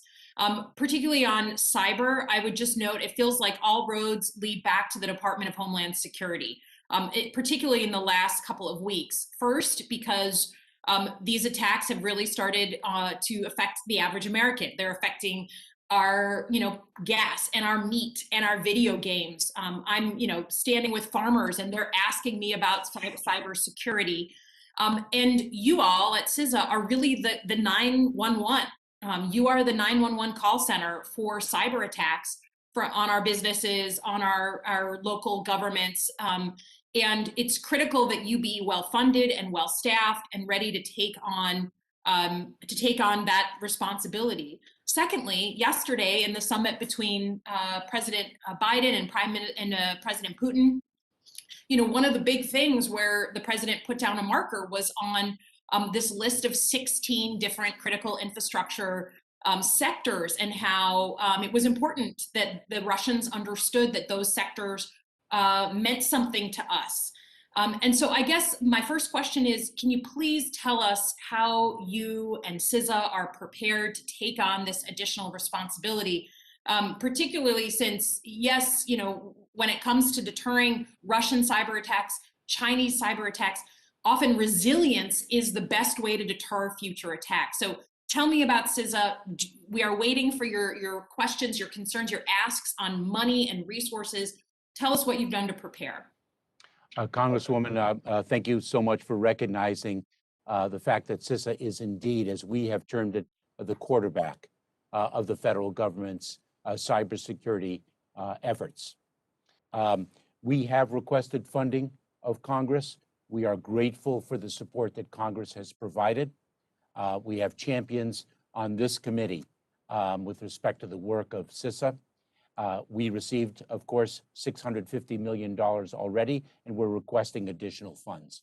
The model that we rely upon and that we are advancing is the public-private partnership. That is what is critical. Not only the partnership across the federal enterprise with respect to all of the government agencies that are invested in and dedicated to this effort, but a partnership with the private sector as well. It is so critically important. That is our focus. Thank you. I appreciate that. And given that the president put down this marker on these 16 different sectors that I think were identified by CISA, I would really appreciate, I think we all would, if DHS would come back to us in a couple months and give us an update. In those 16 sectors, have the Russians tried to penetrate? Have the Chinese tried to penetrate? Have ransomware groups emanating from those countries tried to penetrate? I think hearing back from you is a real accountability for these nation states that are allowing these groups to muck around with the average American's stuff, the stuff we need. So I'd make that request. Pivoting to the issue of domestic terrorism, you came in front of this committee and talked about how domestic terrorism is now the most significant terrorist threat threatening the average American. And I know the White House just put out their big domestic terrorism strategy. Tell me, that's a hard pivot to go from focusing on foreign terrorism to domestic terrorism. In the brief time that you have left, can you talk to me about, again, how many analysts, what's your budget look like? Tell me how many people and the scope you have working on this threat compared to foreign terrorism, if you could. Congresswoman, thank you. We will indeed update you in a couple of months as you've requested with respect to the cybersecurity challenge in the 16 sectors specifically. We have created a dedicated unit within the Office of Intelligence Analysis to focus on domestic terrorism. We have focused our efforts on information gathering, on intelligence, to not only best learn of the threat, but to be able to disseminate information to our state, local, tribal, territorial partners. We have a concerted effort. We created the Center for Prevention Programs and Partnership, CP3, to also focus on this effort and to develop partnerships that are so critical to this mission. I would welcome the opportunity, we would welcome the opportunity to provide greater details to you about our intense focus on this mission set, which is, quite frankly, as I've articulated previously, the greatest terrorism-related threat that we now face in the homeland. Gentlelady's time has expired. Chair recognizes gentlelady from Iowa, Ms. Miller Meeks, for 5 minutes. Thank you, Mr. Chair. Secretary Mayorkas, thank you for coming before us here today. As you may know, in April, Ranking Member Katko and I wrote a letter to yourself and the Secretary of Health and Human Services, Becerra, regarding the vetting for sponsors and caregivers of unaccompanied alien children at the border. We have not yet received a response. Can you commit to providing us a response on this within the next week? Congresswoman, I apologize that if we fail to respond to your letter, and we most certainly will as quickly as possible. Thank you. I pride myself on responsiveness, and we have received We have many committees to answer to, and I apologize, and we'll address that immediately. Thank you. Yesterday, I questioned Secretary Becerra on the vetting required for UACs, and he stated that, quote, "We are not going to do anything that imperils the safety and care of a child. Some of the children are being dropped off over the border wall and have perished, and they are brought here by human smugglers and traffickers. Do you agree that the smugglers put children at risk?" Most certainly, and that is why we have enhanced our law enforcement efforts to address the smuggling organizations and the traffickers. So you agree, Secretary Becerra agrees, and I agree that these smugglers and traffickers are putting children in danger. Yet we have seen no action from the Biden administration to disincentivize smugglers from bringing children as young as 1 across the border. If we're serious about protecting children, we need to stop making it profitable for smugglers to bring children into the U.S. Your administration's open border messaging is putting children's lives at risk, and 79,948 children have crossed our southwest border. While I was in the Rio Grande Valley sector earlier this year, Border Patrol agents told me that migrants are paying on average $4,000 apiece to be smuggled into the United States. Human smugglers are openly advertising their services on Facebook, claiming that they can promise a 100% safe journey. These cartels are making billions of dollars smuggling individuals and drugs into our country. Because of this, your agents told me that they feel like we are aiding and abetting transnational criminal organizations, and that the policies of the previous administration were working. If we want to tackle root causes, as the Biden administration continues to state, then we should not be promoting policies that enrich the cartels and lead to worsening corruption in the Northern Triangle countries. Additionally, yesterday, I met with young adults who have come into the U.S. legally with their parents as children on a visa status, but yet these documented dreamers are soon to be deported. I've sponsored a bill regarding this, and year after year, their families have applied for the green card lottery only to be denied. When they contact your staff, they are told that they should get married or leave the country and come through the southern border. They are young adults that are being penalized because their parents did not commit the crime of coming to the U.S. illegally. And it would be incumbent upon you and your staff to address that issue. Finally, I have co-sponsored several bills regarding SIVs, or special interest visas. There is no greater urgency for your department than to bring safely to the United States those who have helped us in Afghanistan during the global war on terror. The situation is becoming increasingly more dire with each day that passes, and with reports that the Taliban has recently closed off access roadways. I'm a Vietnam-era veteran, and I know firsthand that no one wants to see the image of a helicopter leaving a rooftop with people dangling from the footplates. Let us not compound the mistakes of the past with inaction in the present. Can you commit to working with the State Department and Department of Defense with a renewed urgency for evacuating these individuals from Afghanistan? Congresswoman, yes, indeed, we're very focused on that, number one. Number two, allow me to thank you for your service, which is the noblest thing one can do in one's career. Number three, I share your view of the smuggling organizations, the trafficking organizations, and the harm they caused. It is why it was such a terrible decision for the prior administration to dismantle the Central American Minors Program and eliminate a legal and safe pathway for children to arrive in the United States who have a legitimate claim for relief under United States law. According and to it is the why Border we Patrol have, Agent it Secretary is why we have stood Mayorkas, up. of those individuals who come into this country and then go back for their hearing, there is only of 90% who do not go to the hearing, 10% who go to the hearing, that only 10% of those 10% are eligible for asylum. So I thank you for your answers. I yield back my time.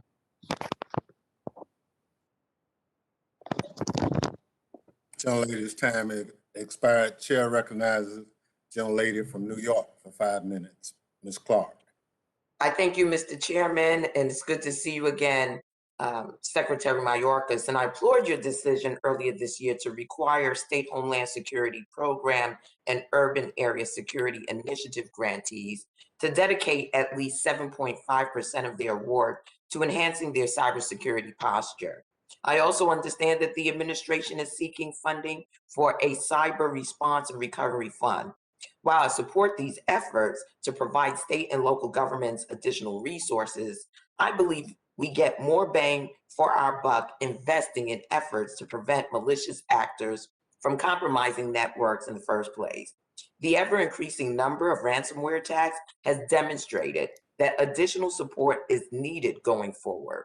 For that reason, this committee recently passed my legislation, the State and Local Cybersecurity Improvement Act, which would authorize $500 million in annual cybersecurity grants to state, local, tribal, and territorial governments.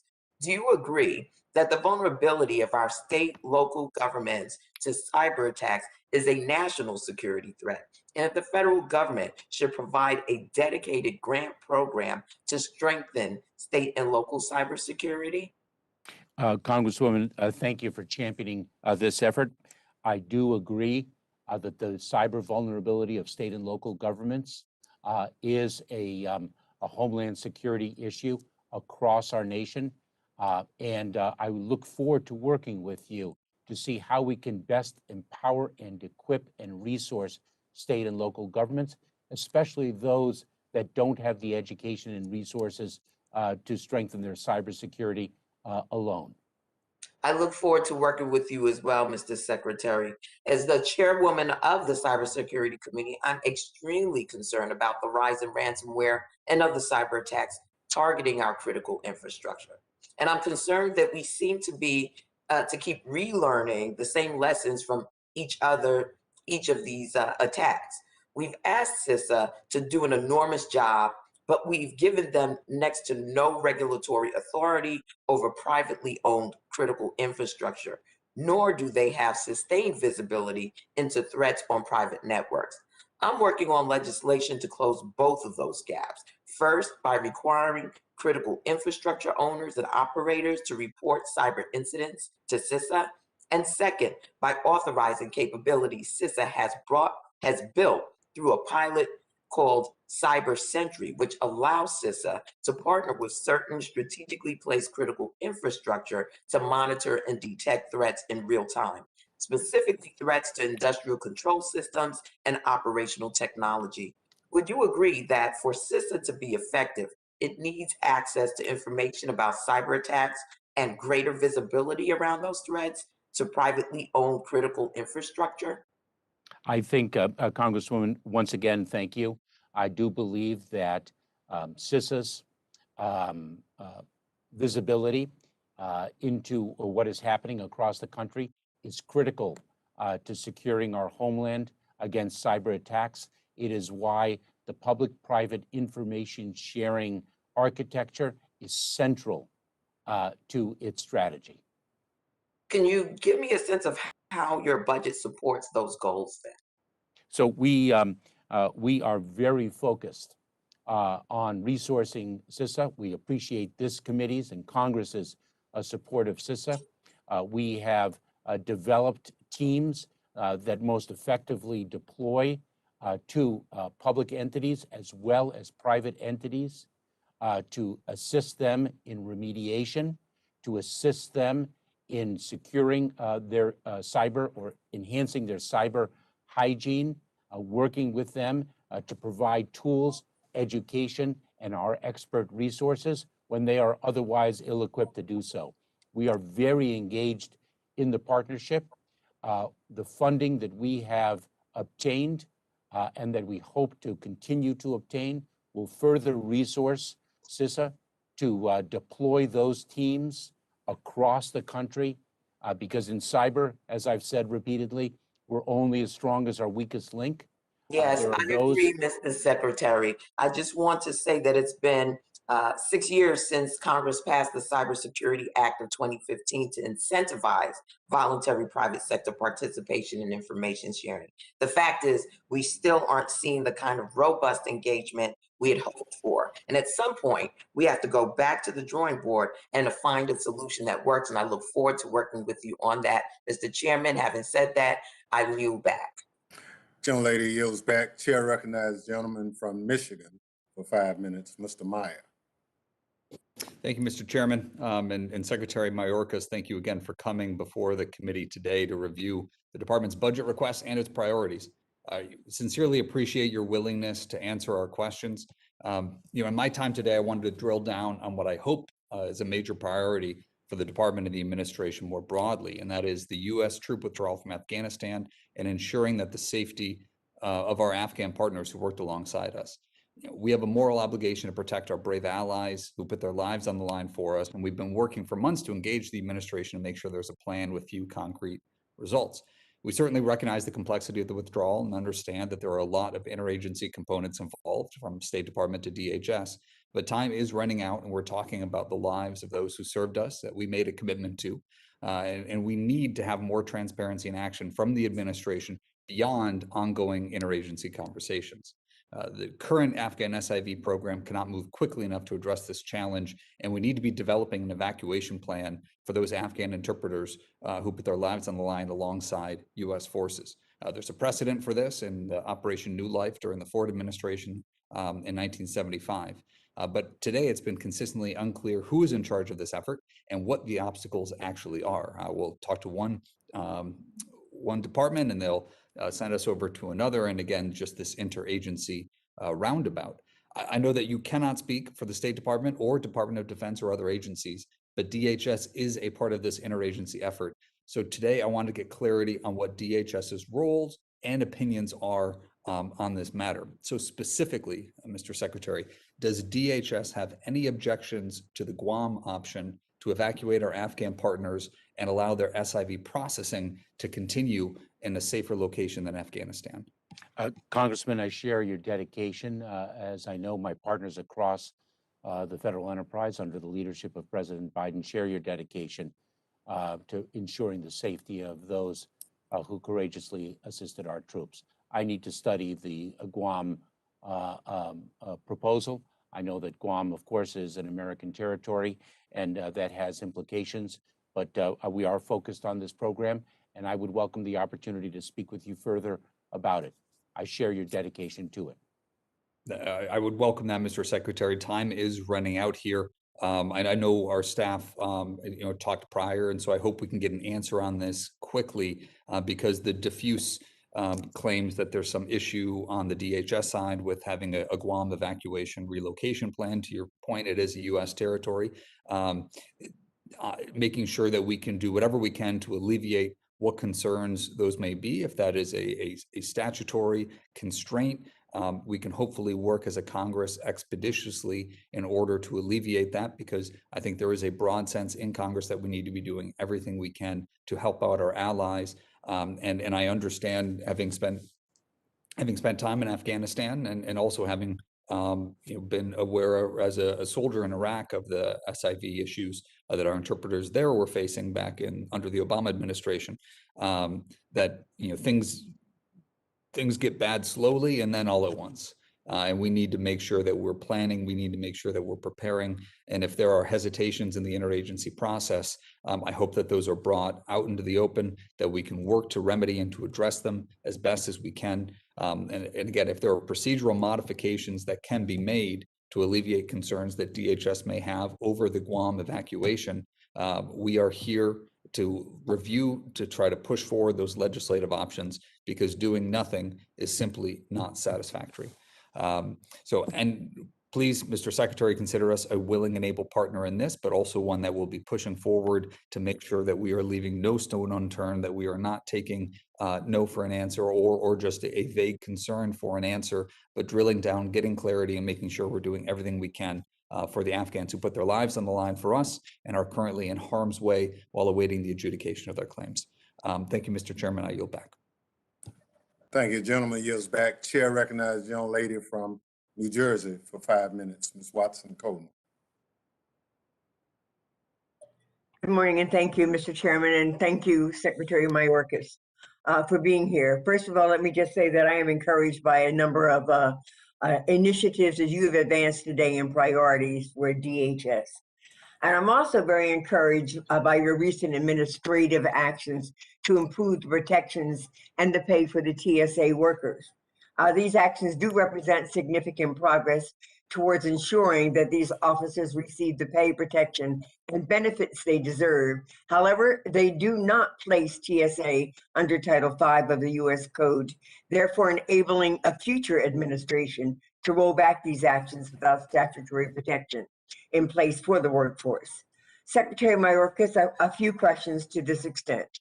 Would you support the legislative changes such as the passage of Chairman Thompson's H.R. 903, the Rights for the TSA Workforce Act, to build upon the recent actions taken to support the TSA workforce and ensure their performance?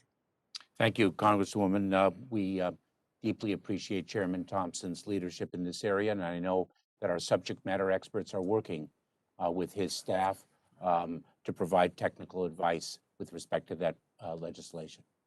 So I'm going to say possibility you're still examining the implications of it. Yes. Thank you. While your announcement included actions to improve the pay for the TSA workforce, it didn't actually place the employees on the general schedule wage system, which would ensure that they were getting regular increases as people working in like jobs in perhaps other agencies. So would you support placing the TSA employees on the GS system that's used by most of the federal agencies in order to align them with pay scales and opportunities akin to those with like jobs in other agencies?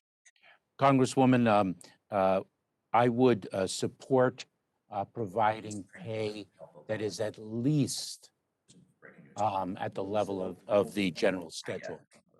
I know that there are some positions where adherence to the general schedule might have unintended consequences that don't serve the interests of particular employees. So I believe that in my direction internally here in the Department of Homeland Security, I wanted to ensure compensation at least at the level of the general schedule. Not only compensation, but moving forward, the kinds of increases that happen when you're part of a system. Thank you. I concur. Unfortunately, the president's budget request didn't include the funding to implement the changes that you announced. So how do you propose Congress pay for those expensive actions? Would you support ending the diversion of the passenger security fees into the general fund to ensure that those fees go to TSA where they can help pay for these workforce improvements that are so desperately needed? Congresswoman, I would very much look forward to working with you to review the diversion of those funds and whether, and if so, how best those funds could be used in the service of the compensation of our TSA workforce. That certainly is the most encouraging answer that I've gotten to this question in quite a while. Last but not least, we're having a lot of discussion about cybersecurity, ransomware attacks on critical pipelines and things of that nature. Would you consider directing TSA and CISA to work collaboratively to issue required cybersecurity standards for all modes of transportation, either through security directives or full notice and comment regulations? Congresswoman, let me, if I can, cite to the work that CISA performed with TSA. TSA issued a security directive to the pipeline industry in the wake of the Colonial Pipeline attack. That was an example and a terrific model of two offices working together to address one of our critical infrastructure sectors. We are looking at critical infrastructure across the board and how best we can use our administrative tools and our regulatory tools that are resident in different parts of the federal government to bring a cohesive approach to an increased cyber hygiene. It's something I would also welcome discussing with you further. Well, thank you very much, Mr. Secretary. And Mr. Chairman, I yield back. Thank you very much. Chair recognizes the gentleman from Texas for 5 minutes, Mr. Fluger. Thank you, Mr. Chairman. Thank you, Ranking Member. Mr. Secretary, thank you for being here. I represent Texas' 11th Congressional District, and I, over the past few months, have traveled to all 29 counties. I hold town halls, I talk to law enforcement, and I want to say that the situation at the border is a crisis of epic proportion. The amount of drugs that are entering this country, the human trafficking, the people that are being exploited, it's a complete tragedy and a crisis. Mr. Secretary, when's the last time that you talked to a Customs and Border Protection agent in the El Paso sector or the Rio Grande Valley or any sector in Texas? I believe, I'm not sure if it was yesterday or certainly within the last few days. Did they tell I you? speak did to, they- I did speak they to the talk border, I speak to the Border Patrol multiple times every week, if not multiple times every day. And Mr. Secretary, those agents, are they saying the word help to you? Because that's what they're saying to me. Every time I talk to them, and the law enforcement agents in my district are saying that because there's been an abdication of protecting that border, we're having to send DPS troops, National Guard troops down to the border, which is leaving our communities less safe, less secure when we have an immense amount of drugs that are entering. Just 2 weeks ago, Saturday, in one of the most northern most counties of my district, we had 2 high-speed chases, and one of them, the sheriff told me there was an F-350 that was full of 20 illegal immigrants, and the next one, there were 7 in a small sedan.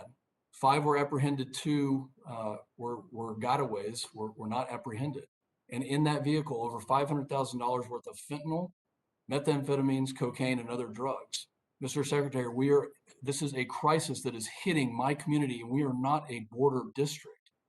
How are we going to curb the flow of 180,000 folks in May, the amount of drugs and fentanyl that are entering this country, the children that are being exploited? What is our path forward? Congressman, let me answer that quite precisely.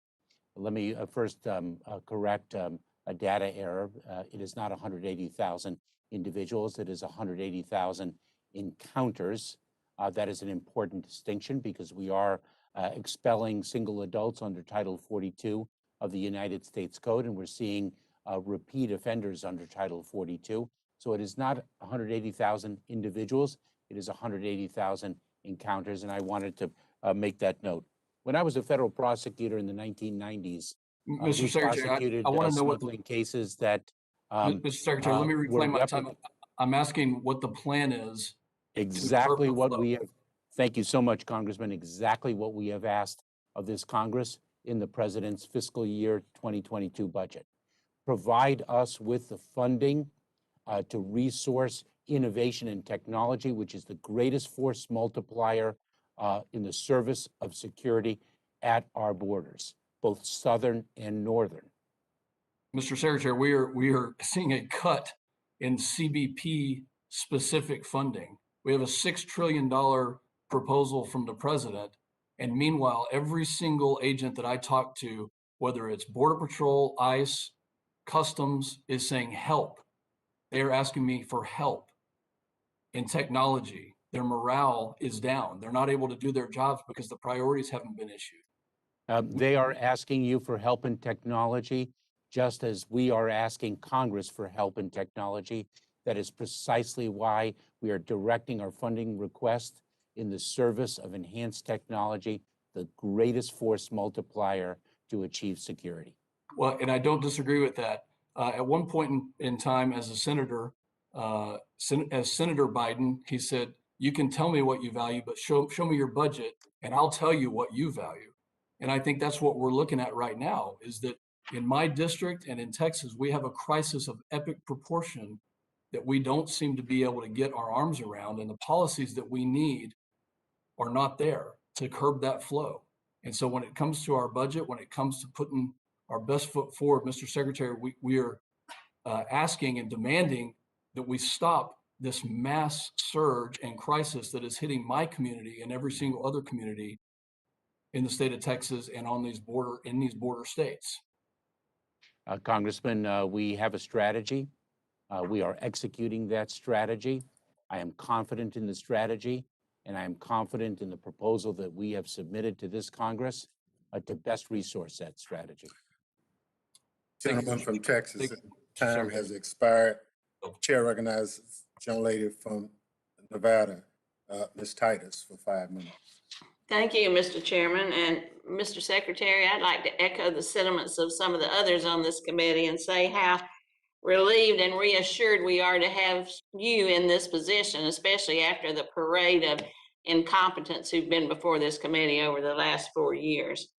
I'd like to ask you first, though, about the budget that cuts $15.3 million in UASI funding, especially in wake of the attack on the Capitol and with the new emphasis on domestic terrorism that seems to be a bigger threat now than foreign terrorism.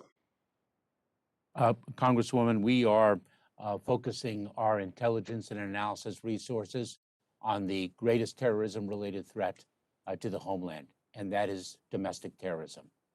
We have created CP3, as it is known by its acronym, the Center for Prevention Programs and Partnership. We have created a discrete unit within the Office of Intelligence and Analysis to focus on domestic terrorism. We are building an IT infrastructure to more ably disseminate terrorism-related information to our state, local, tribal, and territorial partners. We are doing so very much in this area, and we appreciate the President's leadership in issuing the national strategy that we are executing on. Well, I think that's true, but my district is Las Vegas, and we certainly know what the results of domestic terrorism are after the October 1st shooting. And we use those funds in a very effective way through our Fusion Center, which works with your department very closely. And we just hate to see those cut. So I hope that Congress can find a way to restore some of those dollars. And speaking of my district, I would also ask you about temporary protective status.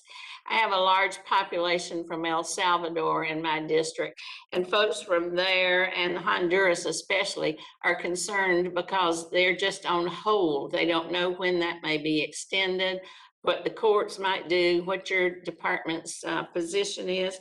Could you address that a little bit? Because they can't go home, whether it's a natural disaster or armed conflict or something. And many of them have been here for a long time and their families have grown up here. So could you tell us kind of what you're thinking about a timeline for a decision on TPS? Congresswoman, I appreciate the question a great deal. We're very closely and intensely studying the country conditions in El Salvador and Honduras and in other countries to determine the status of temporary protected status, TPS, for those communities. We're working as quickly as we can and appreciate the sensitivity and the humanity underlying your question. Well, thank you. If I can work with you in any way, I'd appreciate that so I can reassure those folks that we have their best interest in mind. One last question. I chair the subcommittee that oversees the Stafford Act, and I appreciate the plussing up of the BRIC program. But one of the things I'm trying to do is to be sure that FEMA has the best personnel possible to carry out some of this mitigation and attempt at resiliency. And I'm trying to get a bill passed that would provide similar employment protections for FEMA reservists like we do for military reservists. And I hope you'll take a look at that and see if we can work together to do that as well. I very much look forward to doing so, and I'm incredibly excited about our new administrator's leadership, Deanne Criswell, and so incredibly honored to work alongside the FEMA personnel and all of the DHS personnel. And I've spoken to her about this too, so maybe we can get it moving. Thank you. Thank you, Mr. Secretary. I yield back, Mr. Chairman. Gentlelady yields back. Chair recognizes gentleman from Florida for 5 minutes. Mr. Clyde. Thank you, Mr. Chairman. I am from Georgia's 9th District. Mr. Secretary, I sent a letter back on March the 31st to DHS and requested some information about the need to expand detention capacity. In response to that letter, the department says, when I asked, when did the government identify the need to expand detention capacity? The response was, after January 21, the Department of Homeland Security observed an increase in irregular migrant flows to the southwest border. It further goes on to say the projected encounters for fiscal year 2021 are expected to be the highest number observed in 20 years. This is from your own agency. And then in response to question 4, DHS has experienced an increase in irregular migrant flows to the southwest border, and projected encounters for fiscal year 2021 are again expected to be the highest number observed in over 20 years. Do we have a crisis at the border, Mr. Secretary? I have previously articulated many times that, as has occurred in the past, we have a Just challenge. a yes or no is sufficient, sir. We have a challenge at the border. And Do we have a crisis at strategy. the border, sir? I do not agree with the use of that terminology, as I have articulated before. We have a strategy. We are executing on our strategy, Mr. Secretary. and I have confidence in our strategy. Now, along with this letter, I asked about a $86.9 million non-compete contract that was given to Family Endeavors by Immigrations and Customs Enforcement. And do you agree that the federal government should be the best possible steward of taxpayers' money? Absolutely. Okay. Well, this $86.9 million non-compete contract requested 1,239 beds beginning March the 17th through the end of September 2021, which was 197 days. So if you take 1,239 times 197, that's 244,000 beds for $86.9 million. That's $356 a day per bed. Does that sound excessive for a hotel? I cannot judge from my position, Congressman. I think you're well aware of the fact that it would be impermissible for the Secretary of Homeland Security to involve him or herself in the contracting process. I know if I may finish, I know that contract is actually— Let me reclaim my time. Okay, I think this is excessive. That's way above the government rate, and it does not sound like a good use of government resources to me. I know that contract is under review, Congressman. Okay, well, according to this letter, it says ICE actively engaged in market research utilizing techniques set forth in the FAR, contacting knowledgeable individuals within the government and industry, and conducting interchange meetings with potential offerers. Would you agree today to provide us a copy of your market research and the list of potential offerers with which DHS met, including the times and dates of those meetings? I know that contract is under review, and I will relay your request for information to my team, Congressman. We pride ourselves on responsiveness. Okay. You know, this letter states the reason for this non-compete is unusual and compelling urgency. They used an expedited contracting authority to respond to the immediate and unusual situation along the southwest border. You know, that says crisis to me. It also says this is the first contract that ICE has awarded to Endeavors. The very first contract, yet it says Family Endeavors is the only known source that is presently capable of meeting the federal government's urgent requirement to provide 1,239 hotel beds in an all-inclusive emergency family residential services to support the federal government's response. How in the world does ICE know that they are the only known source when they have never awarded a contract to Family Endeavors before? Two comments, if I may, Congressman. First, I must repeat that contract is under review. And okay, all right, thank you. I've got another question for you on a different subject. Is the federal airline mask mandate a federal law? It is a federal mandate. So it's not a law? I actually don't know the answer to that question, Congressman. I know it is a mandate, and we have the legal authority to issue, if I may answer, Congressman, we have the legal authority to issue mandates. Okay, all right, that's fine. So, Dr. Gentleman's time has expired. I yield back. Gentleman's time has expired. Chair recognizes the gentlelady from New York, Ms. Rice, for 5 minutes. Thank you, Mr. Chairman. Secretary Mayorkas, I was pleased this week to see the White House release the first ever national strategy for domestic terrorism, and that the strategy places a particular emphasis on addressing the racism, bigotry, and religious hatred that has fueled a great deal of domestic violent extremism. Even before the pandemic, communities in my district and across New York were reeling from a spate of anti-Semitic attacks, and things have only worsened as extremists and conspiracy theorists spin lies about Jews spreading the virus or controlling our elections. Just last month, a young man from my district, Joseph Borgen, was the victim of a anti-Semitic assault on the streets of New York, which was videotaped and went viral, in which he was punched, kicked, pepper sprayed, and assailed with ethnic slurs.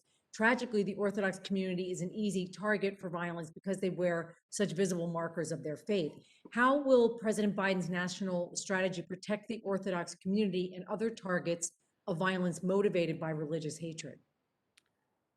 Congresswoman, I very much appreciate your question. I should answer it first on a personal note. My maternal grandfather lost 8 brothers, a sister, and his parents to anti-Semitism executed by the Nazis in World War II Europe. That issue has deep and profound resonance for me. Under the president's leadership, we have invested considerable resources in educating faith-based communities, including the Orthodox community, with respect to the rise of ideologies of hate and their connectivity to violence. We have resourced a grant program in that regard, and we Well, I have wanted to talk about that, if I could, Mr. Secretary. The nonprofit security grant program, which provides funding for physical security enhancements for houses of worship, as you know, is one of the most important resources available to vulnerable communities and nonprofits. And while I'm grateful that that program has delivered millions of dollars to New York and Long Island, my colleagues and I have heard from Jewish and interfaith organizations that present funding levels are insufficient to meet current needs. So Representative Ted Lieu of California and I recently wrote to the House Appropriations Committee, Homeland Security Subcommittee, to request $400 million of funding for this program in fiscal year 2022. So I'm hoping that that is going to be responded to. And I have a short amount of time, and I just want to move on to the issue of border waiver authority. I was glad to see that President Biden's budget requests no funding for border wall construction and instead focuses on investing in effective and modern methods of securing the border and addressing the root causes of migration. This stands in stark contrast to the previous president, whose budget reflects or requests reflected a very narrow-minded view of immigration and redirected billions of dollars to the misguided border wall at the expense of public safety and the mission of DHS. While I'm glad that our country is moving in the right direction, I do believe we need to learn from our past and correct loopholes in our law where we find them. Now, as you know, 2/3 of land on the southern border is owned by private citizens or the border states, and much of it is home to sensitive wildlife and wildlands. So in order to construct his wall across this land, President Trump relied on both eminent domain, in which the government seizes land from citizens, and DHS's waiver authority, which allows the secretary to waive environmental and preservation laws in support of border wall construction. Now, the former administration's abuse of the waiver authority led to destroying habitats for at-risk species. It undermined the public's trust in government and was particularly harmful to tribal nations whose sacred lands cross the southern border. So last Congress, this committee passed my bill, the Rescinding DHS's Waiver Authority for Border Wall Act, which would have repealed the Department of Homeland Security's ability to waive any and every law with the stroke of a pen. Do you agree that you and your successors should not have unchecked authority to waive critical public health and safety laws, including the Endangered Species Act, the National Environmental Policy Act, the Safe Drinking Water Act, and the Clean Water Act for wall construction? And how is the Biden administration going to work to rebuild these habitats and rebuild trust in the U.S. government? We are very committed to environmental protection. Any waiver authority that we would exercise would only be compelled by circumstances that include an evaluation of environmental impacts. And I look forward to working with you on that legislation, Congresswoman. Thank you very much, Mr. Secretary. And I yield back, Mr. Chairman. Thank you. The gentlelady yields back. Chair recognizes gentleman from Texas, Mr. McCall, for 5 minutes. Thank you, Mr. Chairman. Thank you, Mr. Secretary. Since January 2021, there have been over 700,000 illegal crossings across the southwest border, a 21-year high that you, in fact, predicted. This month, the Biden administration officially rescinded the migrant protection protocols. And I want to ask you about that. But first, my home state of Texas passed $1 billion in taxpayer dollars because the federal government is failing to step up to the plate. Texas has had to take this crisis in its own hands. The governor talked about spending now $250 million to begin border wall construction and is now taking donations. Are you, sir, prepared to, it is a federal responsibility, the border, not a state. We all understand that. Are you prepared to reimburse Texans for their border security expenses? Congressman McCall, it's good to see you again. It's been a You while since we worked together when you were chairman of the committee and I served as the deputy secretary. I believe it is indeed a federal responsibility. We are fulfilling that responsibility. We are executing our strategy, and we will continue to do so. Well, it is a federal responsibility, and it, at some point, the federal government needs to pick up the cost and the tab on this. With respect to migrant protection protocols, I've been I have been very harsh in my criticism of the rescission of Remain in Mexico and the asylum cooperation agreements with Central America. I think that was a foreign policy masterpiece by the Trump administration and a foreign policy blunder by the Biden administration, which has created this self-inflicted wound, which opened up the border to the traffickers. The traffickers are the ones winning here, not the children, for sure. And now we'll probably see 1 million come into this country, along with all the drugs, including fentanyls, which are now killing people, not only in the Northeast, but in my home state of Texas. I've seen many deaths take place, and the apprehensions are going up. What is your plan to deal with this migrant surge? I know you went down to Mexico, but please tell me you're negotiating with Central America and Mexico. You can call it whatever you want, but some agreement with them to stop this crisis that we're now in. We have a multi-tiered strategy, Congressman, as I think you well know.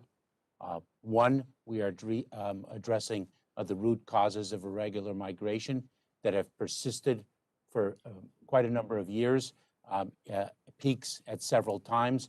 You and I worked together to address peaks over the many years, number one. Number two, we are building legal pathways, alternatives to irregular migration, so people don't have to take the perilous journey. We're rebuilding and expanding the Central American Minors Program, building processing centers in the countries of origin.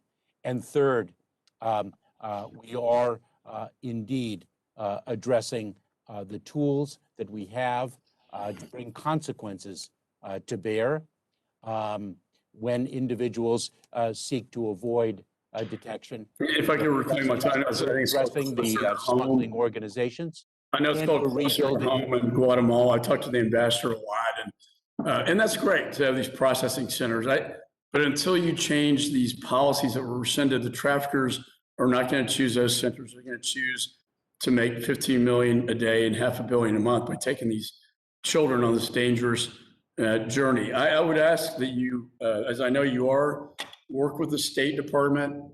We have the Development Finance Corporation. When I talk to the Guatemalan ambassador, he says, I don't really want aid, I want trade. He wants private investment in Central America. We created, and statutorily into law, the Development Finance Corporation. And there are other avenues as well to work with the private sector to get private investment in Central America, because it's one area where you and I agree on this one, is that until we fix that, we're going to continue to have a migration problem. So I hope you can work with Gentleman's the time from State Department Texas in fixing has this. expired. Chair recognizes this gentleman from Texas, Mr. Green, for 5 minutes. Chair recognizes Ms. Dimmons from Florida for 5 minutes. Thank you so much, Mr. Chairman, and Secretary Mayorkas. Thank you so much for being with us. It's great to see you and to have you in your position. I am very pleased to see the administration's announcement of the national strategy for countering domestic terrorism this week. As you know, we all must, especially on this committee, be truthful about the threats we face. And it is clear that domestic terrorism is an urgent threat the United States faces today. While we in Congress survived the attack on our Capitol, everyone, as you know, Mr. Secretary, did not.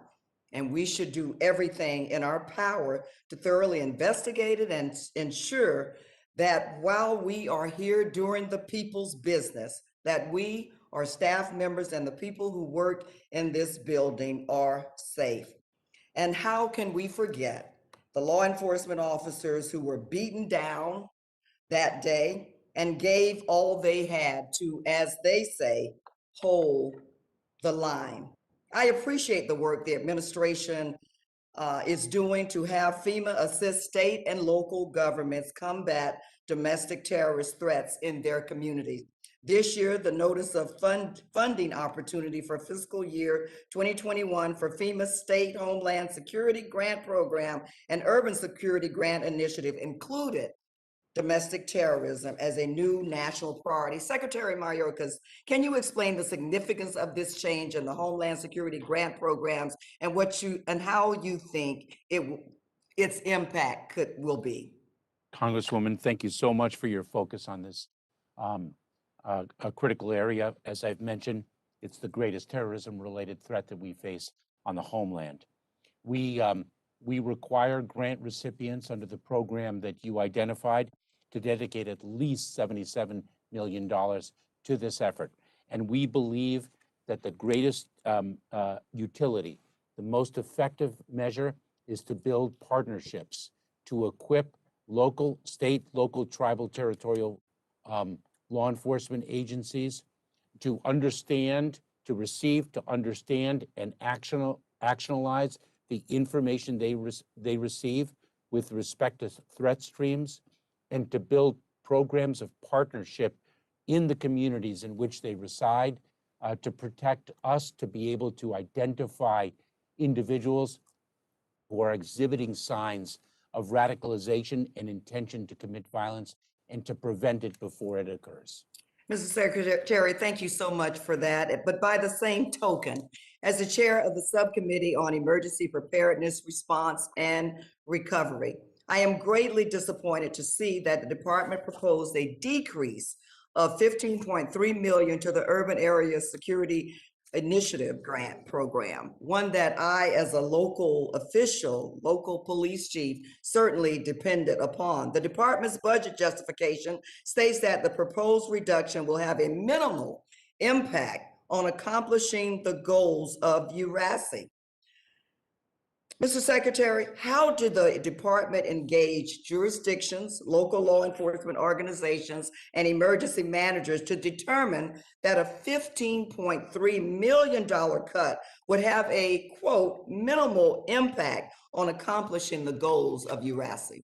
A three-part answer, if I may, Yes. Congresswoman, and certainly I recognize your distinguished service as a chief of police before becoming a member of Congress. Number one, I immediately halted when I came to office a significant diversion of UASI funds that was planned by the prior administration. Number two, we have shifted a focus from developing capacity to sustainment to now being able to address emergent threats for precisely the reason that your first question underscores. And third, we are working very closely with state and local law enforcement to analyze the grant formula that underlies the UASI program and make sure that it addresses the needs most effectively of the entire first responder community. Mr. Secretary, I am out of time. Thank you so much. Mr. Chairman, I yield back. Thank you. The gentlewoman yields back. This is Congressmember Berrigan, who will take over chairing as the chairman has gone to the floor to vote. We next have up Representative Garbino. You are recognized for 5 minutes. Thank you very much. Thank you very much, Mr. Secretary, for being here. I have a question regarding the President Biden's recent cybersecurity executive order. It gives CISA a lot of, gives them a lot of responsibilities and has several requirements for them. And while we're supportive of these steps, the budget does not request additional funding for CISA to carry this out. Is there a reason CISA is not getting additional funding for all these items that are in the executive order? Congressman Gardino, we appreciate the additional funding that Congress already has provided. We do seek additional funding for CISA, and we intend to devote all of our efforts to execute on the president's leadership in this area. But I mean, was there a reason that the executive order and the budget requests were not coordinated more closely? We do think that the strategy is coordinated very effectively, Congressman, and our team would be very pleased to meet with you and your staff to ensure that you understand exactly the coordination that we have undertaken. So you believe CISA has the resources to meet the requirements under the executive order? We have the resources. We have requested the resources, and we will continue to request the resources to expand on the mission as the threats so compel. I appreciate that. And I agree with the ranking member that CISA needs to be a much more funded organization and needs to be really the centerpiece of the government cybersecurity, which is why I'm wondering, where is the administration? I know they're currently reviewing and providing comments on some cybersecurity bills that would give the Department of Energy enhanced cybersecurity authorities relating to the energy and pipeline sectors. It's not just the pipeline and energy sectors that's under attack from these cyber attacks. So wouldn't it make more sense for CISA to have the responsibility across the board to be the quarterback and not give DOE enhanced cybersecurity authorities over these pipelines? Because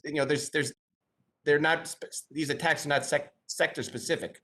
So we've been taking a look at that question. I think the question raises very complex issues that we also would look forward to discussing. I think what we've done in the pipeline arena, in the pipeline sector, in response to the Colonial Pipeline ransomware attack, speaks of the complexity of the issues. TSA, as assuredly you know, regulates the security of the gas pipelines. In coordination with CISA, issued a new security directive several weeks ago, which required imposed certain obligations on gas pipeline operators, such as identifying a cybersecurity coordinator who would be on call 24/7, such as providing information to CISA upon an attack.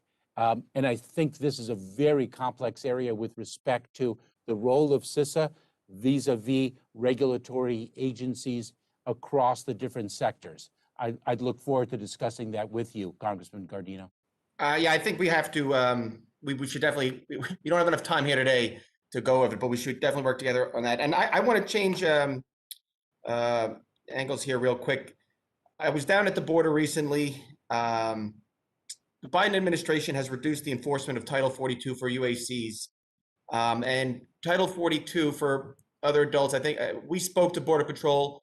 They said having that, the Border Police having that Title 42 authority right now is extremely helpful in stopping their officers, their buildings from being overrun. If the administration fully revokes Title 42, even though the pandemic is still, we still have a global pandemic and the COVID numbers in Mexico are very high, is there enough funding? Are we going to, is there enough funding for Border Patrol to make sure that that they can deal with the influx of migrants coming across? I mean, they are very concerned about what's going to happen if Title 42 is fully revoked. Congressman, it is a very important, this is a very important point. Title 42 is a public health authority. It is not an immigration authority. The ability to employ the Title 42 authority is dependent upon the public health situation. It is driven by public health data, not a matter of immigration policy, and that is dictated by law. But the Border Patrol agents, but the Border Patrol agents still have to deal with it. I mean, they're going to need the resources. That is correct, and we have a plan, as we have before the pandemic, to address irregular migration in between the ports of entry, absent a public health imperative. The gentleman's time has expired. Thank you to the gentleman for your questions. I will now recognize myself for 5 minutes of questions. Mr. Secretary, first, thank you for being with us today.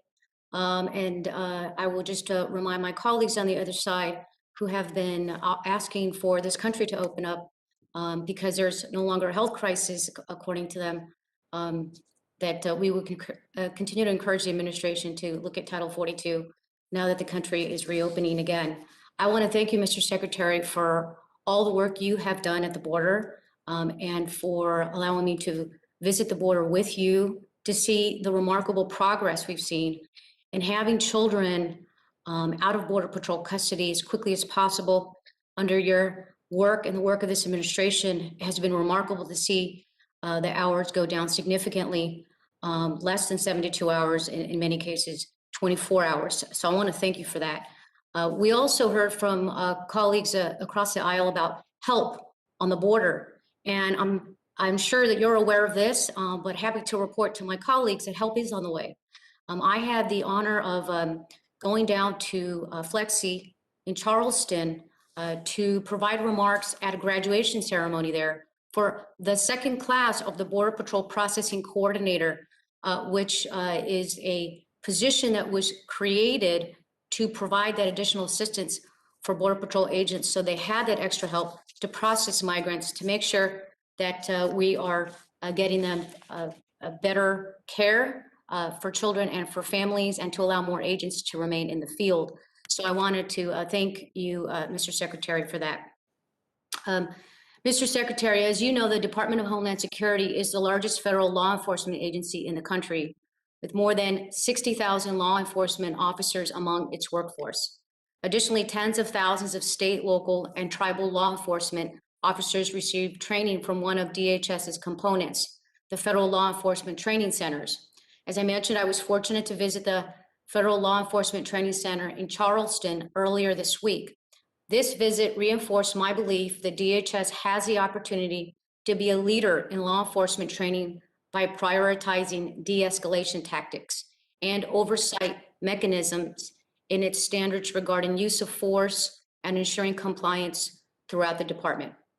Secretary Mayorkas, what efforts is DHS making to ensure that the department's law enforcement components are prioritizing de-escalation and utilizing proper use of force tactics? Congresswoman, thank you for your preliminary remarks. We are every day looking at the training that we provide to our law enforcement personnel and ensuring that it comports with best practices as they emerge. And we are very focused on ensuring that FLETC implements those best practices in its training protocols, not only because FLETC imparts expertise, knowledge, and education to federal law enforcement, but also has an important role with respect to state and local law enforcement. And I would be pleased to provide the particulars to you. Well, thank you. And you kind of read my next question was, what are FLEXI and the department doing to convey these best practices to state, local, and tribal law enforcement agencies? We work in close partnership with state, local, tribal, territorial law enforcement. I was just in California last week and met with chiefs of police, sheriffs, highway patrol, and spoke about these very issues. We take a very collaborative and communicative approach with our partners in this regard. Great. Well, thank you for that. I was impressed to see the efficiency of having this law enforcement training center there and so many agencies, I believe over 100, using it and collaborating and working together. I'm also pleased that the chairman of our committee has taken action on this issue by developing language in the DHS reform bill that enhances and expands de-escalation training at the department and prohibits the use of chokeholds, among other reforms. Mr. Secretary, will you commit to working with the committee on enacting and implementing these reforms? I look forward to doing so, Congresswoman. Well, fantastic. Thank you again, Mr. Secretary. I see that my colleague, Mr. Torres of New York has joined us. I will now recognize the gentleman from New York, Mr. Torres, for 5 minutes. Good morning, Mr. Secretary. My first question is about the 287G program. As you know, the program grew by 425% during the Trump administration. It has led to the weaponization of local law enforcement against immigrants and their families. It's done incalculable damage to the public trust that lies at the foundation of public safety.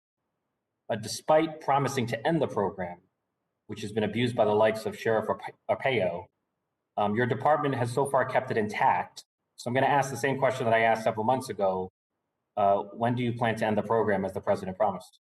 Well, Congressman, let me share with you the approach that we are taking. Number one, I should say, is a predicate that change takes time. Number two, it is clear that we need to strengthen and improve our relationship with state and local law enforcement to make sure that it is productive in the service of our mission and in adherence with, and this is critical, our principles and values.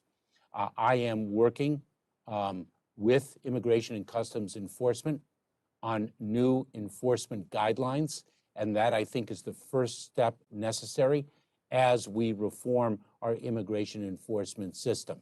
Number two, an additional point, and I think you, I'm sure, are aware of this. If, in fact, we see the pernicious abuse of a 287G agreement, the mistreatment of individuals in immigration custody, we will act accordingly. And indeed, I have done so. And I specifically and respectfully draw your attention to our actions in the state of Massachusetts, in keeping with the findings of the Attorney General in that state. You're conducting a review. What's the timeline for the review? We will move as swiftly as we can. We will. Do we have something more concrete than as swiftly as we can? I do not, Congressman. I do not have a more concrete timeline for you. A question about TPS. As you know, Mr. Secretary, instability in Central America has driven a mass migration to the U.S.-Mexico border. Central America has been hit hard by several hurricanes. According to Oxfam, 2 hurricanes in particular had an impact on 11 million people, causing the evacuation of 800,000. Since environmental disaster is one of the criteria for temporary protected status, are you open to designating Guatemala and redesignating El Salvador, Honduras, and Nicaragua for temporary protected status? We are looking at the country conditions in the countries that you identified, Congressman Torres. We're studying those country conditions very carefully, and we fully recognize that climate disasters are considered a factor in our review. Is there a timeline for that review? We are also moving as swiftly as possible, Congressman. As you know, Mr. Secretary, there's been a surge in cyber attacks. The law department in America's largest city was struck by a cyber attack. So was the Metropolitan Transit Authority, the largest public transit system in the United States. Are you aware of each of these attacks? I am. And since local and state governments and public transit systems have no reporting obligation to DHS when it comes to cyber incidents, how did you find out about these attacks? When did you find out? Did you find out immediately? Congressman, We pride ourselves on our partnerships with both public agencies across the nation as well as with the private sector. We are looking at reporting obligations, the current architecture. They are voluntary. We're determining the pros and cons of making reporting obligations mandatory, I should say, obliging them. There are both And just pros in and the cons interest, I to just want them. to quickly, Mr. Sir, I just want to, because my time is running out. Does DHS have the authority to require reporting of cyber incidents as a condition for receiving DHS grants? I would have to take a look at that precise question as you tie it to grant funding, Congressman. And stipulate for a moment that you did have the authority. Would you be open to extending reporting obligations to state and local governments and public transit systems that become the target of cyber attacks? I would like to analyze that issue better. I'm not equipped to answer such a significant question extemporaneously. I see my time is about to expire, so I thank you for your public service. Thank you. Thank you very much. Gentleman's time has expired. I thank the gentlelady from California for stepping in while I went and voted. Thank you much. Chair recognizes the gentlelady from Florida for 5 minutes. Well, thank you, Mr. Chairman. I appreciate it. And good morning, Secretary Mayorkas. Congresswoman, it's forgive me. I apologize for interrupting. It's a little difficult to hear you. Can you hear me I better think you now? need to turn your volume up. Can you hear me better now? Yes, yes. Awesome. I'll focus even more intensely on Okay. on your All right. question. Well, I'll jump right in on the questions and I'll speak as loud as I possibly can. So, Secretary Mayorkas, you would, I'm assuming, certainly agree that border security is under the purview of Homeland Security. Yes. Excellent. So, can you tell me what the job description of the border czar is? Do you mean the Secretary of Homeland Security? My No, responsibilities. I'm referring to the appointment from President Biden to Vice President Harris as the border czar. Congresswoman, you are speaking with the individual who has responsibility for border security as the Secretary of Homeland Security. So The there's Vice a break President's then response. with the administration. So it is our understanding that Vice President Harris has been appointed by President Biden as a border czar, and so That is you a disagree. That is a misunderstanding. The Vice President, her focus is on addressing the root causes of irregular migration, working with the countries of Guatemala, El Salvador, and Honduras in the Northern Triangle to understand why people are leaving their home countries, their homes where they speak the language, Secretary where they Mayorkas, built this their is Homeland lives. Security of the United States. I understand that I understand where you're going with this, but I'm going to reclaim my time. So I'm just going to redirect. How many agents do we have, Border Patrol agents do we have on the southwest border? I will provide you with a precise number, Congresswoman. I will provide that to you later today. As Secretary of Homeland Security, we have a border crisis, and you can't tell me how many agents we have, roughly, approximately, on the southwest border? Congresswoman, I think you're aware of the fact that the tens of thousands of Border Patrol agents that we have. You're well aware of the responsibilities that they execute and the talent and expertise they bring to I to am, the border. and there's roughly 20,000 for both the north and southern borders on the United States. Can you tell me how many sectors we have in Texas? I cannot provide to you the precise number There of are 9 sectors that we have. Secretary Mayorkas, there are 9 sectors. I'll answer that for you. And in the president's budget, they allocated $9.1 million in coordinators, which will be the equivalent of 125 agents, which are not full-fledged agents. They are transporters for migrants and paper intake folks. But when we have a record number of retirees out of the Border Patrol agents with some of the lowest morale in the country, and 40% of the agents in just the RGV sector alone, one of the highest activity sectors that are seeing the highest numbers of apprehensions and gotaways along the southwest border, 40% of the agents are already doing humanitarian. Do you think 125 agents of coordinators, additional coordinators, is sufficient, given I the can, number? Congresswoman, if you understand the workforce and its needs. Secretary, I do not mean to be rude, but just a yes or no will suffice. No, may I please have the opportunity to answer your question, because this is so vitally important, not only to the execution of our responsibilities, but to the morale of the Border Patrol agents. What we try to avoid is having Border Patrol agents execute mission support responsibilities, and therefore we are recruiting and hiring individuals with different job portfolios, so that those with expertise can actually execute the responsibilities within the parameters of their expertise. Secretary Mayorkas, I'm not sure what expertise is required to drive a bus or van and to fill out paperwork, but I do think that our full-fledged sworn officers and agents need more support from the administration. Absolutely. I'm going to redirect in the remaining time that I have. As you know, FEMA's Emergency Food and Shelter Program provides federal funds.